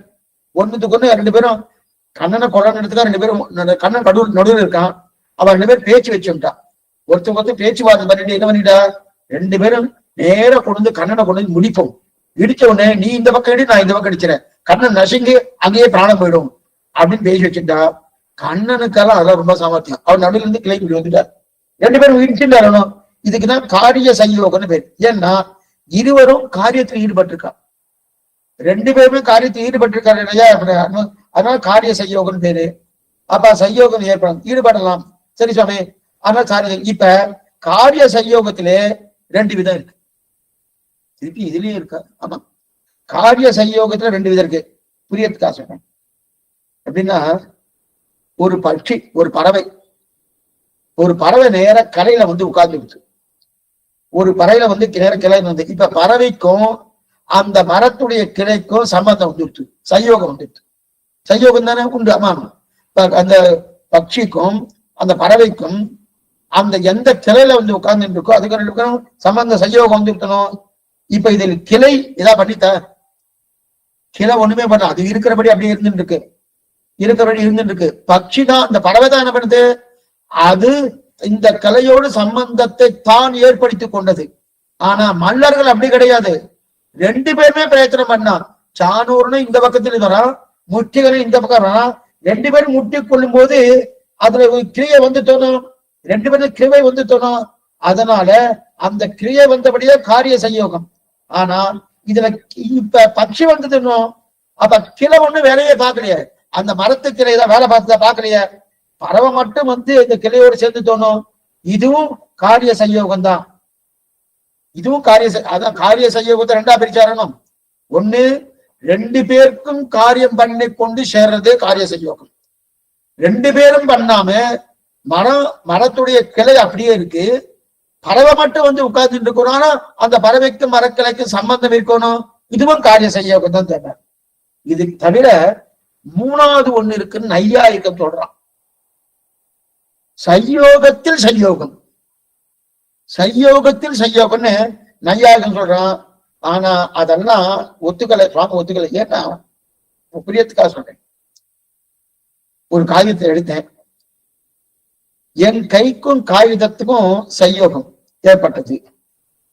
அதே போல ஒரு புஸ்தகத்தை எடுக்கிறேன், என்னுடைய உடம்புக்கும் புஸ்தகத்துக்கும் சயோகம் ஏற்பட்டது. அதே போல இந்த சயோகம் பிறந்த சம்யோகம் இருக்கு இல்லையா, ஆனா இந்த சயோகம் இது பூர்த்தி ஆகுமான்னா கிடையாது. இப்ப நான் பேப்பர் ஒரு காகிதத்தை எடுத்துட்டேன்னா அந்த காகிதத்தின் முழு பகுதியை நான் தொட்டு இருப்பேனா, தொட மாட்டேன். அதே போல என்னுடைய கைகளுடைய பூர்த்தியா அந்த காகிதத்தை தொட்டு இருக்காது. அதான் சுவாமி சொல்றாரு. அதனால சயோகத்தை சயோகம்னு சேர்க்காத, அது இதுலயே சேர்த்துடலாம். ஏன்னா சொல்ல முடியாது. நம் சுவாமி என்னன்னா, நம்முடைய சுவாமி முடிஞ்ச அளவுக்கு என்னென்ன எண்ணிக்கையை குறைக்கணுமோ குறைச்சுட்டே வருவார். நமக்கு சமத்தை கொடுக்கவே மாட்டார். சாஸ்திரம் நிறைய சொல்லி இருக்கும், அதுல நமக்கு எது தேவையோ அதை மட்டும் தான் கொடுப்பார். அந்த தேவை இல்லாதது சொல்லக்கூடாதுன்றதை சொல்லுவார். ஆனா அதுக்கு நிறைய சிரமங்களை கொடுக்க மாட்டார். இந்த இவெல்லாம் என்ன பண்ணுவார், நையாயிகம் வைசேஷகன் இவெல்லாம் என்ன பண்ணுவானா, எத்தனை சிரமத்தை கொடுக்குமா சிரமத்தை கொடுத்துட்டே இருப்பார். இப்ப நம்ம சுவாமினா அநேகமா கொடுக்குறார். பகவான் இதுதான் பாக்குற, ஏன்னா எண்ணிக்கை குறைக்கதான் பாரு. பகவான் சிருஷ்டிக்க அடிப்படையில் கருவிலை வச்சு இது சில இன்ஸ்ட்ருமெண்ட்ஸ் எல்லாம் வச்சுட்டு இருக்காரணும், அந்த இன்ஸ்ட்ருமெண்ட் வச்சு சிருஷ்டிக்கிறோம். அதை வைத்துக்கொண்டு எப்படி கலக்கணமோ எப்படி கலந்து சிருஷ்டிக்கிறார் அப்படின்னு முழு முக்கியம். அவர் சிருஷ்டிக்கும் போது என்னென்ன உபகரணங்கள் வச்சுருக்காரு, அப்ப அதெல்லாம் சயோகம் தானே. அந்த சயோகத்திலிருந்து அப்படி ஆக மொத்தம் 10 திரவியங்கள் எடுத்துட்டார். 10 திரவியங்கள் என்னது நல்லா பாத்துக்கோ. மறுபடியும் சொல்றேன், என்னென்ன உண்டுன்னு பூர்த்தியா சொன்னேன். அதாவது சப்த ஸ்பரிச ரூப ரச கந்தம் சம்யோகம் சத்வரஜ தமசு ஆயிடுச்சு. இப்ப கடைசி இது ஒண்ணு இருக்கு, கடைசி இது இப்ப இருக்கட்டும், இருந்தாலும் இது மட்டும் போல முடிச்சிடும். சரி, அதுக்கு மேல நிறைய இருக்கு.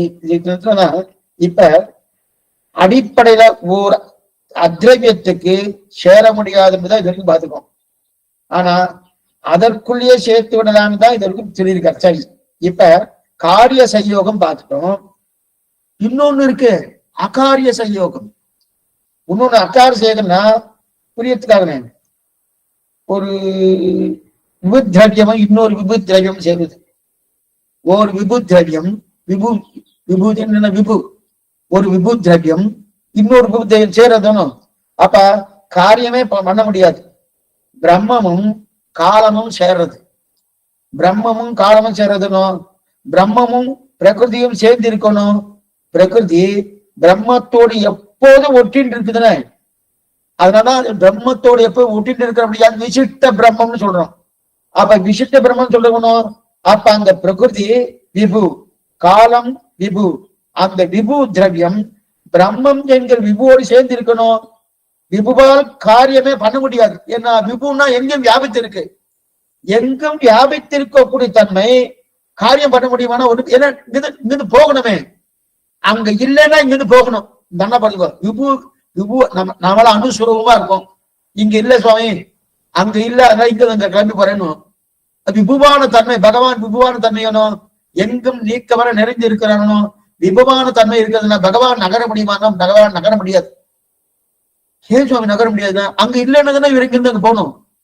எங்கும் வியாபித்திருக்காரு, விஸ்வம் விஸ்வம் வசக்காரகா, எங்கும் வியாபித்திருக்காரு இல்லையா. அப்ப விபு இருக்கணும். அப்ப பிரம்மமும் காலமும் சேருது இல்லையா. சேர்ந்துனா அதற்குத்தான் அகாரிய சையோகம்னு சொல்றான். அகாரிய சையோகம்னா இதுக்கு காலம் ஒண்ணும் காரியம் வரல, அந்த இதுக்குதான் அகாரிய சையோகணும். அப்படின்னா அது காரியம் வராது, கிரியே கிடையாது. ஆனால் பிரம்மமும் காலமும் சேருதுனோ அந்த காலத்தை வைத்து கொண்டுதுன்னா பகவான் இன்னென்ன மாறுதலை செய்கிறான், அந்த காலத்தோடு கூடி செய்கிறானோ. காலம் என்ன, தர்மபூத ஞானம் என்ன, முதலான விபு திரவியம் இருக்கணும். விபுவான ஈஸ்வரனோடு எப்போதும் செய்யத்தோடு கூடிய உடையது இருக்கு இல்லையா, அதனால அதுக்கு என்ன வருது, அது சம்யோகம் பேரு. அதுக்கு காரிய செய்யோகம், அகாரிய செய்யோகம்னு பேரு. அகார செய்ய ஏன் இதனால விபுவா இருக்கிறபடியாலே. ஆனாலும் காலத்தை சேர்த்துறாரு, காலத்தை சேர்த்துட்டுதான் பண்றாரு. சேர்த்துனா காலம் ஒண்ணும் பண்றது இல்லை, ஆனா அவன் சேர்த்து வச்சுட்டு இருக்காரோ, அதனால அகார செய்யோகம்னு பேரு. இதெல்லாம் ஆயிடுச்சு. ஆக சத்துவம் என்ன, ரஜஸ் என்ன, தமஸ் என்ன, சப்தஸ்பர்ச ரூபரச கந்தங்கள் என்ன, சையோகம் சம்யோகம் என்ன, 9 பார்த்துருக்கோம். இதுவரைக்கும் 9 பார்த்துட்டோம். கடைசியா சக்தி, சக்தியும் அத்ரவியம். இதுவரைக்கும் இந்த 10மே அத்ரவியம். அத்ரவியம்னது உபாதானத்தும் இல்லாதது. இதெல்லாம் அடிப்படையா அதை தெரிஞ்சுக்கணும். தெரிஞ்சுட்டதான் மேற்கொண்டு அடிய சொல்றதே கொஞ்சம் நல்லா புரியும். இப்ப கடைசி சக்தி, சக்தியும் அத்ரவியம். ஏன்னா எல்லா காரணப்பொருளும் காரியத்தில் ஈடுபடணும், எல்லா காரணப்பொருளும் காரியத்தில் ஈடுபடணும். புரியத்துக்கா சொல்றேன்.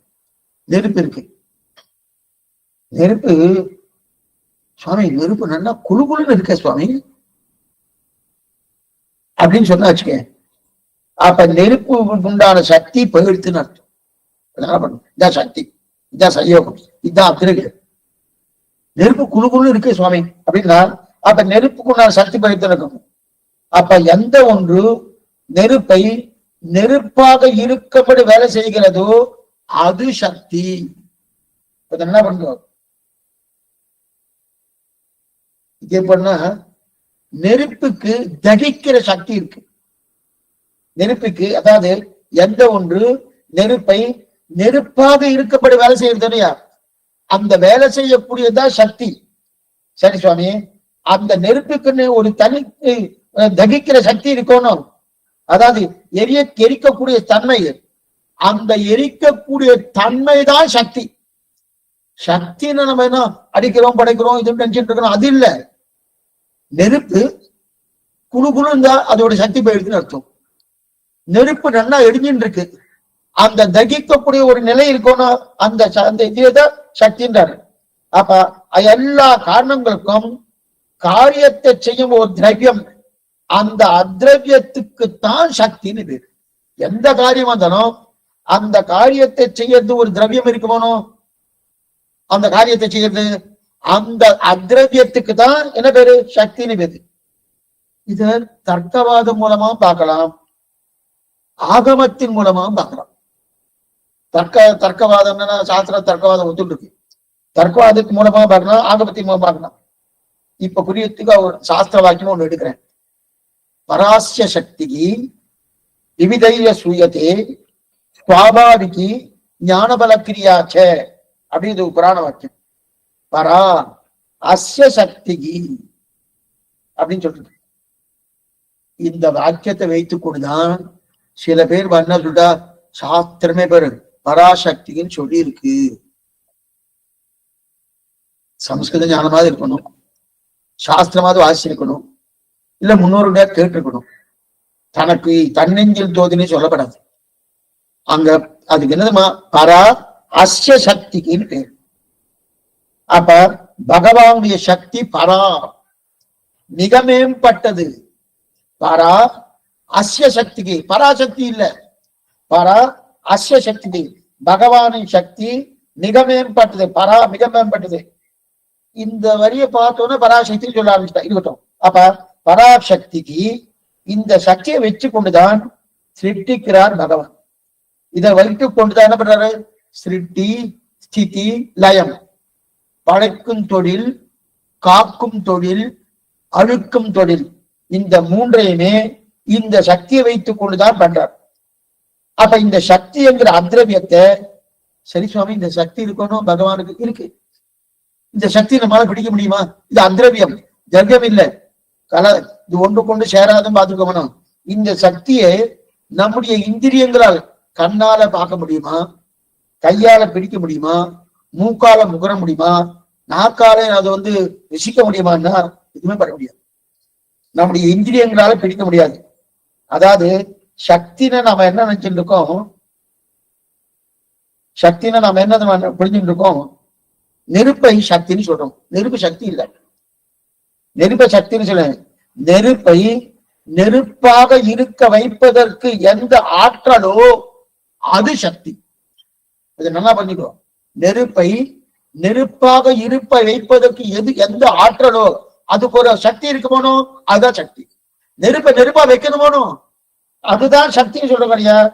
இப்ப பகவான் ரொம்ப நாளா பண்றாரு சுவாமி, ரொம்ப நாளா பண்ணிட்டு இருக்காரு. சித்தி லயம் தான் ரொம்ப நாளா பண்ணிட்டு இருக்காரு சுவாமி, என்ன பண்றாரு, அந்த சக்தியை பாரு, பகவானுடைய சக்தியை பாரு அப்படின்னு சொன்னா பகவானையாவது பார்த்து விடலாம் தவிர சக்தியை பார்க்க முடியாது. பகவத் சக்தியை பார்க்க முடியுமா, பார்க்கவே முடியாது. பகவானோட பார்க்க முடியாது, அதையாவது பார்த்துடலாம், பகவானையாவது பார்த்துடலாமே தவிர பகவத் சக்தியை பார்க்க முடியுமான்னா பார்க்க முடியாது.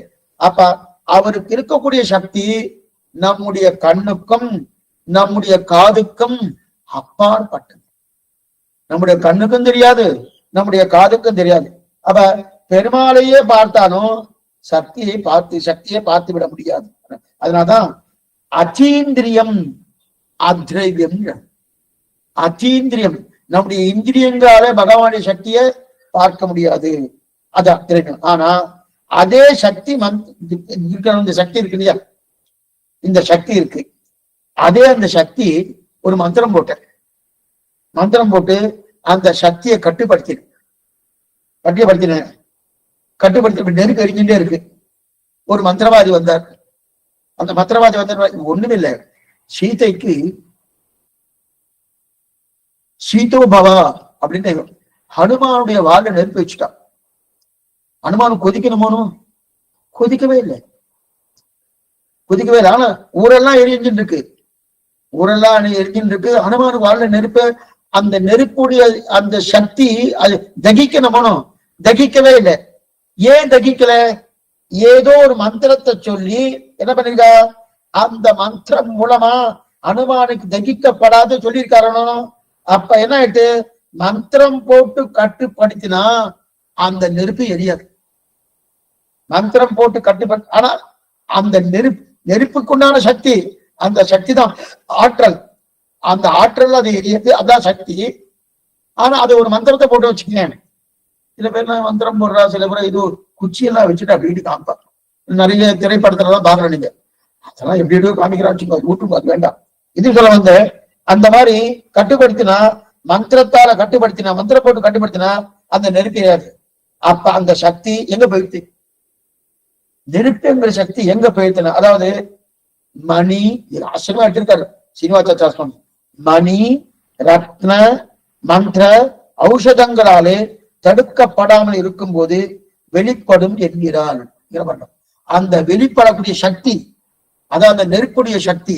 அந்த சக்தி எப்படின்னா, மணி சில பேர்லாம் கையில ஏதோ ஒண்ணு வச்சுட்டு இருப்பா, அதை வச்சுன்னு இப்படி காம்பா, அது காமிச்சானா உடனே அது அப்படி தடுக்கப்பட்டுரும். அதே போல மந்திரங்கள், இந்த மந்திரத்தை சொல்றதுனால அந்த சக்தி தடுக்கப்படுகிறது, அதனால தடுக்க போயிடும்.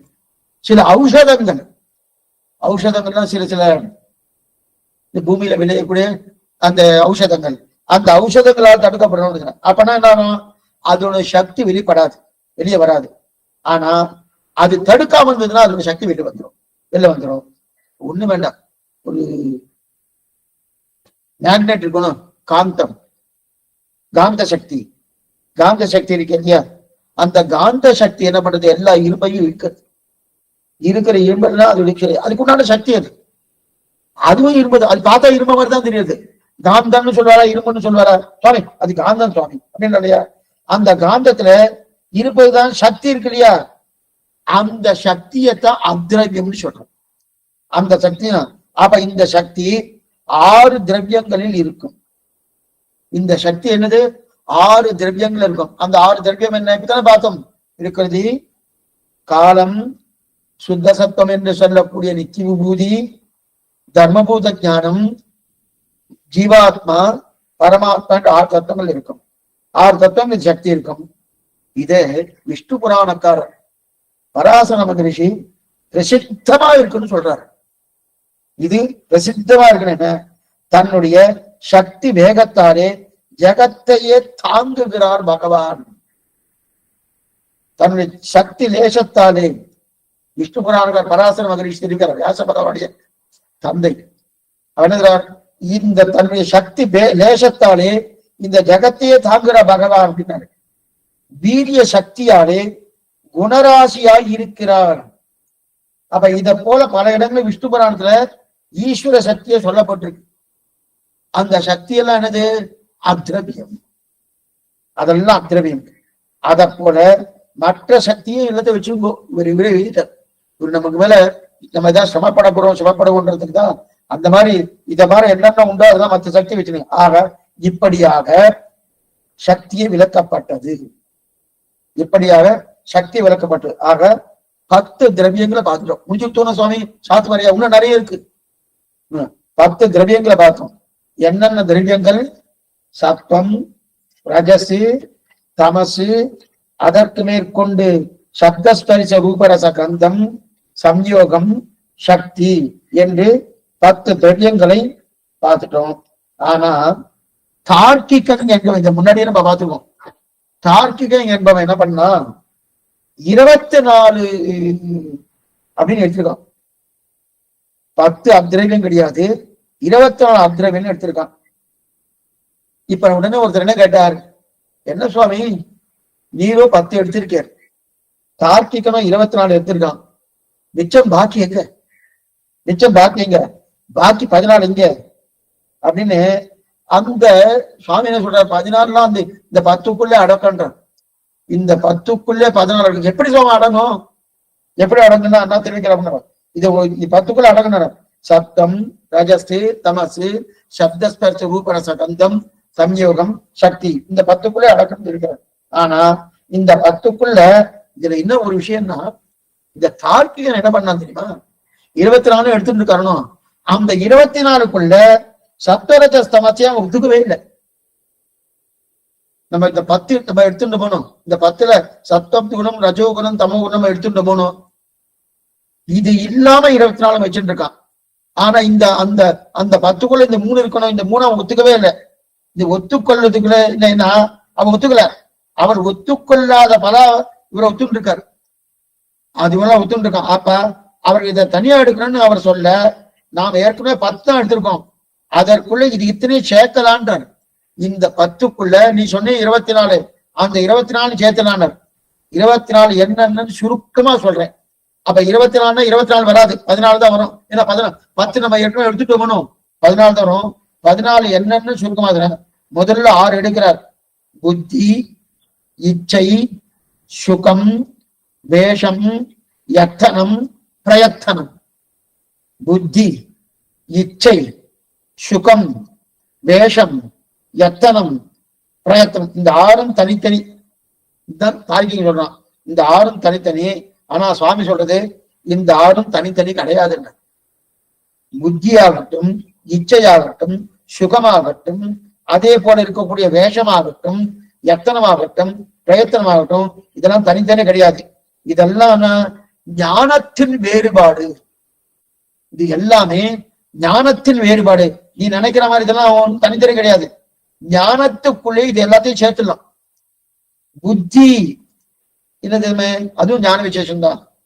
இச்சை, நான் ஒரு பிரயாசம் பண்றேன்னு, அதுவும் ஞான விசேஷம் தான்.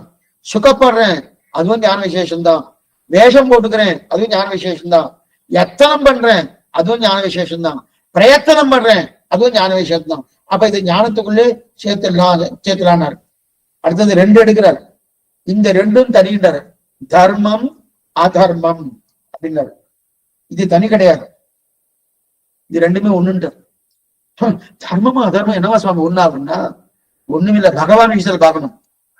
பகவானுடைய பிரீத்தி தர்மம், பகவானுடைய அப்ரீத்தி அதர்மம்.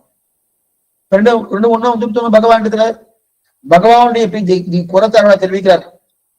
எல்லாரும் என்னமோ சொல்லிட்டு இருக்கா, பாப புண்ணியம் சொல்லிட்டு இருக்காளே, எது பாப புண்ணியம்னு நம்ம கணக்கு பார்க்கணும்னா சாஸ்திர புஸ்தகத்தை பிரிச்சு பார்க்கணும்.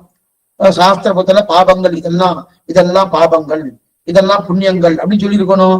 அந்த மாதிரிலாம் சாஸ்திர புஸ்தகத்துல பார்க்க வேண்டாம். புறத்தரவ திரும்பிற தம்பி பஞ்சஸ்தவத்துல அதெல்லாம் பார்க்க வேண்டிய அவசியமே இல்லை. என்ன பண்ணலாம்னா ஒண்ணுமில்லை, நான் ஒரு காரியம் பண்ணேன், அந்த காரியத்தால உனக்கு ஒரு பிரீத்தி ஏற்பட்டா அது புண்ணியம், அதுவே தர்மம். அந்த காரியத்தால் உனக்கு கோபம் ஏற்பட்டா அதுவே பாவம், அதுவே அதர்மம். அப்ப ஈஸ்வர பிரீத்தி ஈஸ்வர கோபம் என்றுதான் அதுவும் ஞானம் தானே, அதுவும் ஞானத்தின் வகை தானே.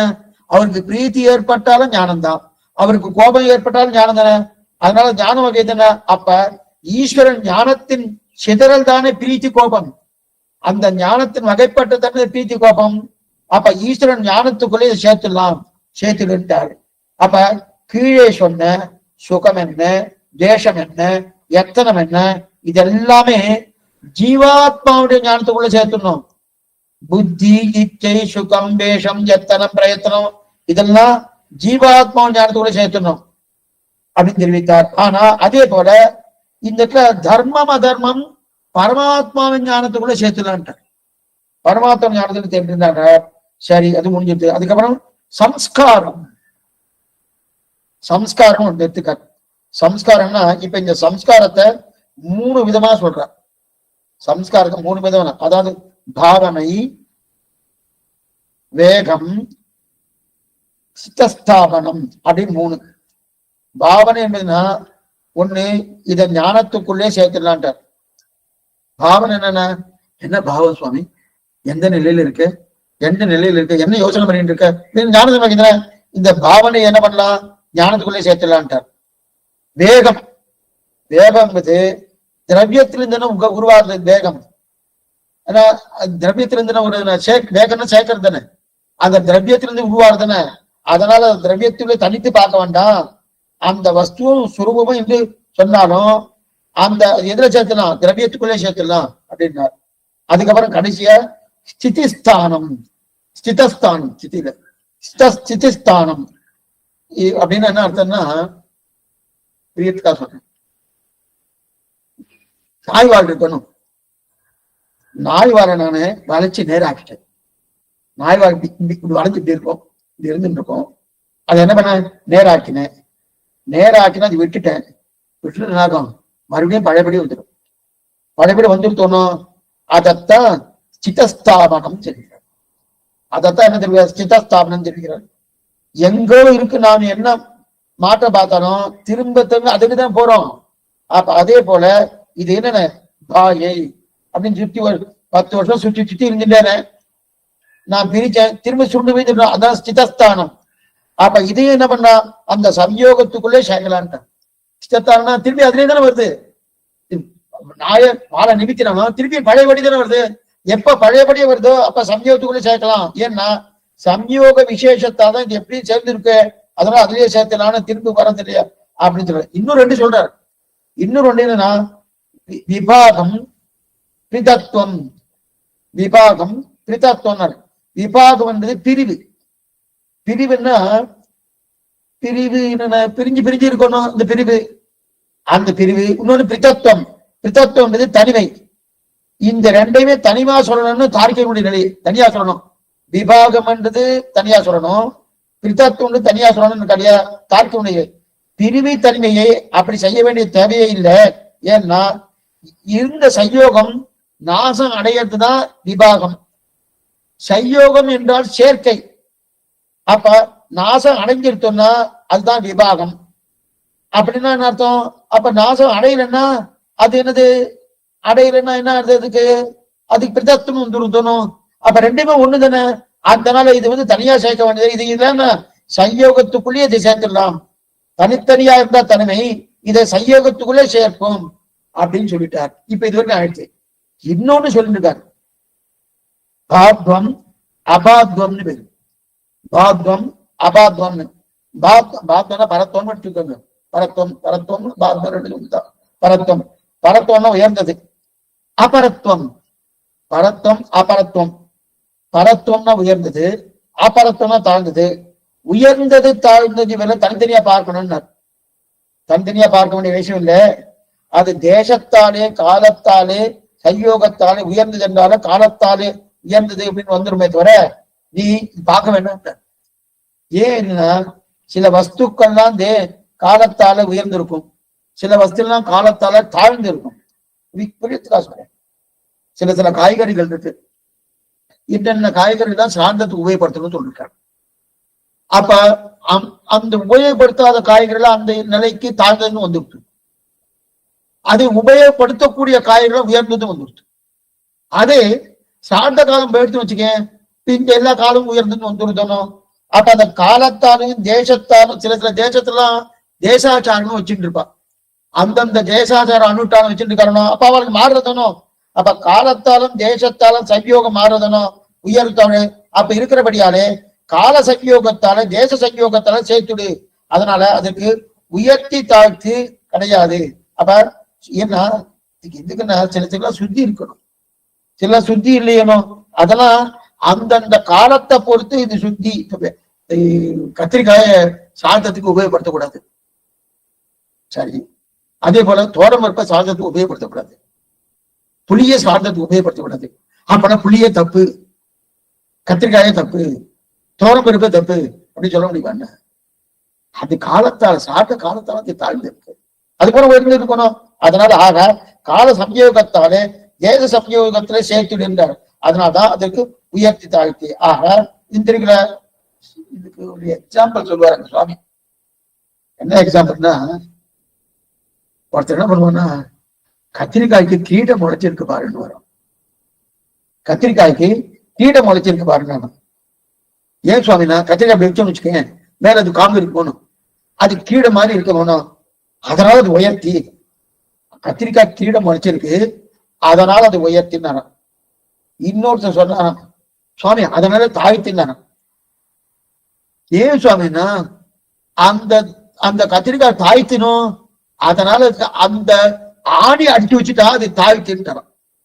அப்ப ஒரே கத்திரிக்காய் அதுல இருக்கக்கூடிய அந்த கத்திரிக்காய் மேல இருக்கக்கூடிய அந்த நீட்டின் இருக்கணும், அந்த நீட்டின் இருக்கிறது ஒரு சுவாமி என்ன சொல்றாரு, உயர்த்தி நீட்டு போல இருக்குன்றாரு.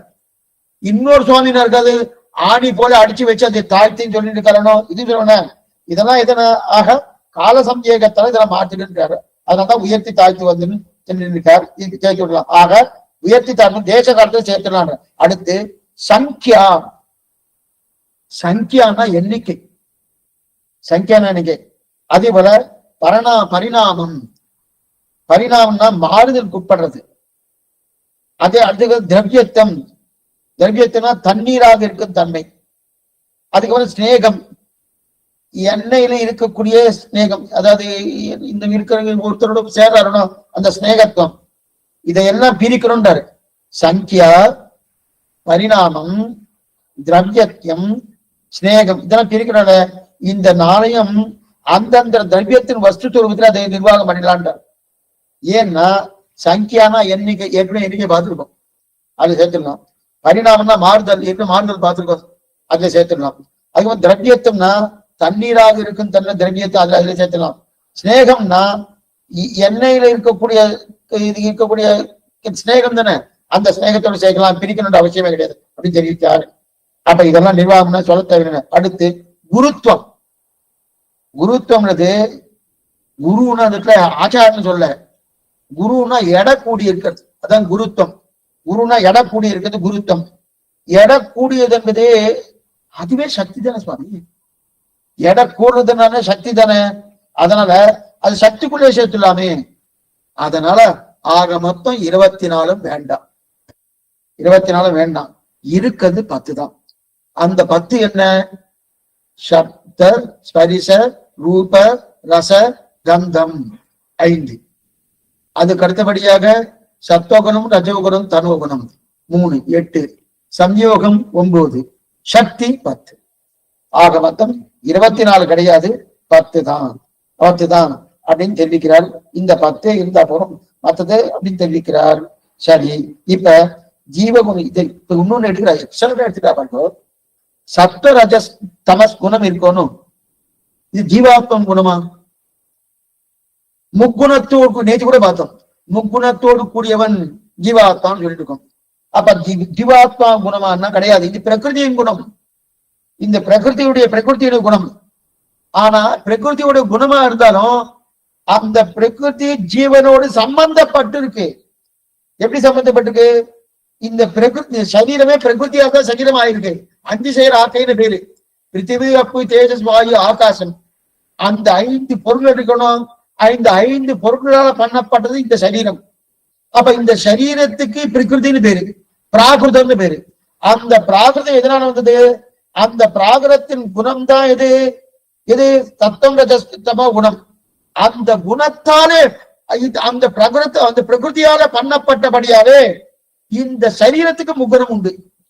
அந்த சரீரத்துக்கு முகுணம் இருக்கிறபடியாலே அந்த ஜீவாத்மா இந்த கர்மாதீனமாக இந்த சரீரத்துல சிக்கின் கொண்டு இருக்கிறபடியாலே ஜீவாத்மாவின் தர்மபூத ஞானத்தை இந்த சத்வரஜஸ்தமம் பாதிக்கிறது. ஜீவாத்மா உண்மையிலேயே முக்குணங்களோடு கூடியவன் ஜீவாத்மா கிடையாது. ஜீவாத்மா முக்குணங்கள் கிடையாது, சத்தம், சுத்த சத்தம் அப்படி இருக்குது. ஆனா இந்த முக்குணத்தோடு கூடியதுன்னு சொல்லிட்டு இருக்காருன்னா எடுத்துக்கொண்ட சரீரத்தால பாதிக்கிறது. எதனால பாதிக்கிறது? அதனால ஜீவாத்மான தர்மபூத ஞானம் என்ன, அதே போல அதனால இந்த சத்வரஜஸ்தம பாதிக்கிறது. இந்த சம்பந்தத்தினால் தான் சொல்றா. என்ன சொல்றா? ஜீவாத்மா முக்குணத்துக்கு வசப்பட்டு சொல்றாங்க தவிர ஆத்மாவுக்கு முக்குணத்துடைய சம்பந்தம் கிடையாது. பரமாத்மாவுக்கும் கிடையாது, நமக்கே கிடையாதுன்னு அவருக்கு கேட்க வேண்டிய அவசியம் இல்லை. அப்ப ஆத்மாவுக்கு முக்குண சம்பந்தமே இல்லை. அப்ப ஒண்ணு சொல்ற சுவாமி, சாத்விக ஞானம், சாத்விக காலம். கார்த்தார 4 சாத்விக காலம்ன்றா, சாத்விக ஞானம்னு சொல்றா. அப்ப காலத்துக்கு சத்தம், ரஜசு, தமசு குணம் இருக்கான்னா கிடையாது. காலத்துக்கு சத்துவ குணம் காலம், ரஜோ குண காலம், தமோ குண காலம்னு இருக்கான்னா இல்லை. ஆனா சாத்விக காலம் என்கிறார்களே, கார்த்தார நல்ல பிரம்ம முகூர்த்தம் சுவாமி, பிரம்ம முகூர்த்தம்னா சாத்விகமான காலம் அப்படின்னு சொல்றாரு. அந்த மாதிரி சொல்றாருன்னா அந்த காலத்தில் தான் சாத்விக பதார்த்தங்கள் நிறைந்து இருக்கும். நல்லா பாத்துக்கணும், சாத்விக பதார்த்தங்கள், சாத்விக காலம் வேறு, சாத்விக பதார்த்தம் வேறு. சாத்விக பதார்த்தங்கள் நிறைஞ்சி இருக்கணும். அந்த நிறைஞ்சி இருக்கக்கூடிய சாத்விக பதார்த்தங்கள் நிறைஞ்சி இருக்கக்கூடிய காலமானபடியாலே சாத்விக காலம் வேறு. காலத்துக்கு சாத்விகமும் ராஜசமோ தாமசமோ கிடையாது. அப்ப சாத்விக காலம் என்ன பண்றான்னா அந்த கால சாத்விக பதார்த்தங்கள் கார்த்தால 4 மணில இருந்து 6, 7 மணி இருக்கும். சாத்விக பதார்த்தங்கள் நிறைய இருக்கும். பதார்த்தங்கள் எல்லாமே இயற்கையா இருக்கிறதுனா சாத்விகமா இருக்கும். அந்த சாத்விகமா இருக்கிறபடியாலே அந்த காலத்தை சாத்விக காலம். அதே போல சத்துவரூப ஞானம் என்றால் சரீரத்தில் இருக்கக்கூடிய சத்துவகுணம் நன்றாக வளர்ந்து அதெல்லாம் இந்த ஞானம் ஏற்படுறது இல்லையா, அதனால சாத்விக ஞானம்ன்றோம். ஏன்னா சத்துவரூப ஞானம்ன்ற, சத்துவரூப ஞானம்னா சரீரத்தில் இருக்கக்கூடிய சத்துவகுணம், சரீரத்துல தான் இருக்க, ஆத்மா இல்ல சத்துவகுணம் இருக்கு. அப்படியே மறுபடியும் திரும்ப சொல்லிட்டு இருக்கேன், ஆத்மாவுக்கு முக்குணத்துடைய சம்பந்தமே கிடையாது அப்படி இருக்கச்சு. ஆனா இந்த சத்துவகுணம் என்ன, சத்துவரூப ஞானம் சொல்ற போனோம், சாத்விக ஞானம்னு சொல்ற போனோம். அப்படின்னா சத்துவரூப ஞானம்னா சரீரத்தில் இருக்கக்கூடிய சத்துவகுணம் இருக்கணும். அந்த சத்துவகுணம் நன்னா வளர்ந்து அதனால இந்த ஞானம் ஏற்படுறது இல்லையா, அதனால சாத்விக ஞானம்னு சொல்றோம். சாத்விக ஞானம் அப்ப ஞானம் சாத்விக ஞானம் சரி. ஆனா ராஜச ஞானமாக இருக்காது. சாத்விக ஞானம் போய் ராஜச ஞானமா இருக்குமா? இருக்காது. ஆனா ஞானம் ஞானமாகத்தான் இருக்கும். ஆனால் அந்த ஞானம் ஏற்படுவதற்கு இந்த சரீரத்திலிருந்து சத்துவகுணம் காரணமாகிறது இல்லையா, அதனால்தான் சாத்விக ஞானம். இந்த ஞானம் ஏற்படுறதுக்கு சரீரத்தில் இருக்கக்கூடிய சத்துவகுணம் இருக்கு இல்லையா, அந்த சத்துவகுணம் காரணமாகுது, அதனால்தான் சாத்விக ஞானம். அப்ப சத்துவரூப ஞானம்னு சொல்றா அப்படின்னு அர்த்தம். இப்ப சப்தஸ்பர்ஷ ரூபரச கந்தங்கள் எல்லாம் அந்தந்த பூதங்களின் குணங்கள், இதை தனியா சொல்லிடுறேன். அந்தந்த பூதங்களின் குணங்கள் அப்படின்னா இந்த 5 இடத்துல 5ஐயும் பார்க்கலாம். சப்தஸ்பரிச ரூபரச கந்தங்கள் 5 இடத்துல பார்க்கலாம். ஏன்னா இது பஞ்சீகரணம் பண்ணியாச்சு. பகவான் சிருஷ்டிக்கும் போது என்னென்ன பிருத்திவி, அப்பு, தேஜஸ், வாயு, ஆகாசத்தை பஞ்சீகரணம் பண்ணிட்டாரணும். அப்ப பஞ்சீகரணம் பண்ணபடியாலே அஞ்சு நிலையிலையும் அஞ்சு சுபாவம் இருக்கும். ஆனா பிரதானமா எது இருக்குன்னு பார்க்கணும். இப்ப பாருங்க, பஞ்சீகரணம் பண்ணபடியாலே பூமியில் கந்தம் இருக்கும். பூமியில எது பிரதானம்? பிருத்திவின்னு சொல்லியாச்சுன்னா அதுக்கு வாசனை. பாவே மண் வாசனைன்ற ஒண்ணு. அங்கங்கே மழை பெய்யுறது மண் வாசனை இருக்குன்றாலும் அதான் பிருத்திவிக்கு உண்டான தன்மை. அப்ப பிருத்திவின்னு சொல்லியாச்சுன்னா பூமிக்கு கந்தம் இருக்கக்கூடியது. ஆகாசத்துக்கு போடு ஒரு சப்தம், ஆகாசத்து சப்தம், சப்தம் தான் ஆகாசத்து. அப்ப அதே போல ஆகாசாத் வாயு, வாயுவோர் அக்னிகி, அக்னேர் ஆபக, அச்ச பிருத்திவி, பிருத்திவியா ஔஷதயகா, ஔஷதோப்யோன்னம்னு உபனிஷத் சொல்றது. ஆகாசாத் வாயு, ஆகாசத்திலிருந்து வாயு உண்டாயிடுத்து. அப்ப வாயுல என்னென்ன இருக்கும்? சப்த ஸ்பரிச ரெண்டுமே இருக்கும். ஆகாசத்துக்கு வாயு இருக்கணும். அப்ப ஆகாசத்துக்கு உண்டான தன்மை என்ன? ஆகாசத்துடான சப்தம். அதே போல வாயுக்கு உண்டான தன்மை என்ன? ஸ்பரிசம். அப்ப இந்த ரெண்டுமே அதுல வந்துடும். ஆகாசா வாயுன்றபடியாலே ஆகாசத்தை அப்ப வாயுவில் சப்தமும் இருக்கும், ஸ்பரிசமும் இருக்கும், ரெண்டுமே இருக்கும். மூணாவது நெருப்பு. வாயோர் அக்னிகி, அக்னினா நெருப்பு. இந்த நெருப்பு என்ன சுவாமி இருக்கும்? சப்த ஸ்பரிச ரூபம் இருக்கும். நெருப்புனால ரூபம், நெருப்புக்கு இது ரூபம் மறைச்சலாம். ஆனா அதுக்கு முன்னாடி ரெண்டு இருக்கணும். சப்த ஸ்பர்சம் எதுக்கு? ஆகாசத்துல இருந்து வாயு உண்டாயிட்டணும், வாயுக்கு சப்த ஸ்பர்சம் இருக்கணும். அந்த வாயுக்குள் வாயிலிருந்து வாயோர் அக்னிகி. இந்த பாட்டு நல்லா ஞாபகம் வச்சுக்கோ. ஆகாசாத் வாயு, ஆகாசத்து வாயு பிறந்தது. வாயோர் அக்னிகி, அக்னி வாயு, வாயுலிருந்து அக்னி பிறந்தது. அக்னேராபகா, அக்னியிலிருந்து தண்ணீர் பிறந்தது. அச்ச பிருத்திவி, அதிலிருந்து நமது பிருத்திவியான இந்த லோகம் பிறந்தது. இது பிறந்ததுன்னு தெரிவிக்கிறாங்க. அதனால பூமி பிறந்ததுன்னு தெரிவிக்கிறார். அச்ச பிருத்திவின்னு தெரிவிக்கிறாங்க. அப்ப இதுல நெருப்புன்னு சொல்லக்கூடிய அக்னி, அக்னிக்கு என்ன இருக்கு? மூணு உண்டு. சப்த ஸ்பரிச ரூபம் மூணு உண்டு. அதுக்கப்புறம் ஆகாசாத் வாயு, வாயோர் அக்னிகி, அக்னேர் ஆபகான தண்ணி, அக்னேர் ஆபகா, அச்ச பிருத்திவி. அப்ப அடுத்து தண்ணீர். அப்ப நெருப்பிலிருந்து அக்னியிலிருந்து தண்ணீர் உருவாயிட்டணும். இப்ப தண்ணீர்ல என்னென்ன குணங்கள் சுவாமி இருக்கும்? சப்த ஸ்பரிச ரூபரசம் 4 இருக்கும். சப்த ஸ்பரிச ரூபரசம் 4 இதுல தண்ணீர் இருக்கும். ஆகாசாத் வாயு, வாயு அக்னிகே, அக்னி ராபக, அச்ச பிருத்திவி. அப்ப பிருத்திவியில என்ன இருக்கும்? 5 இருக்கும். பிருத்திவியில தான் 5 இருக்கும். சப்த ஸ்பரிச ரூப ரச கந்தம், இந்த 5 இருக்கும். அப்ப 5 இருப்பது பிருத்திவியில். நான் திருப்பியும் வேற மாதிரி சொல்றேன். முதல்ல இந்த பக்கம் 1லிருந்து 10, 10லிருந்து 1 இப்படி மாற்றி மாற்றி சொல்றோம்னா அந்த மாதிரி இந்த இடத்துல என்னன்னா, முதல்ல ஆகாசாத் வாயு, வாயுவோர் அக்னிகே, அக்னேராபக, அப்ஜ பிருத்திவி அப்படின்னு பார்த்தோம். இப்ப என்னன்னா சப்தஸ்பர்ச ரூப சங்கங்கள் 5 இருக்கிறது பிருத்திவியில. அந்த பிருத்திவியில 5 இருக்கு.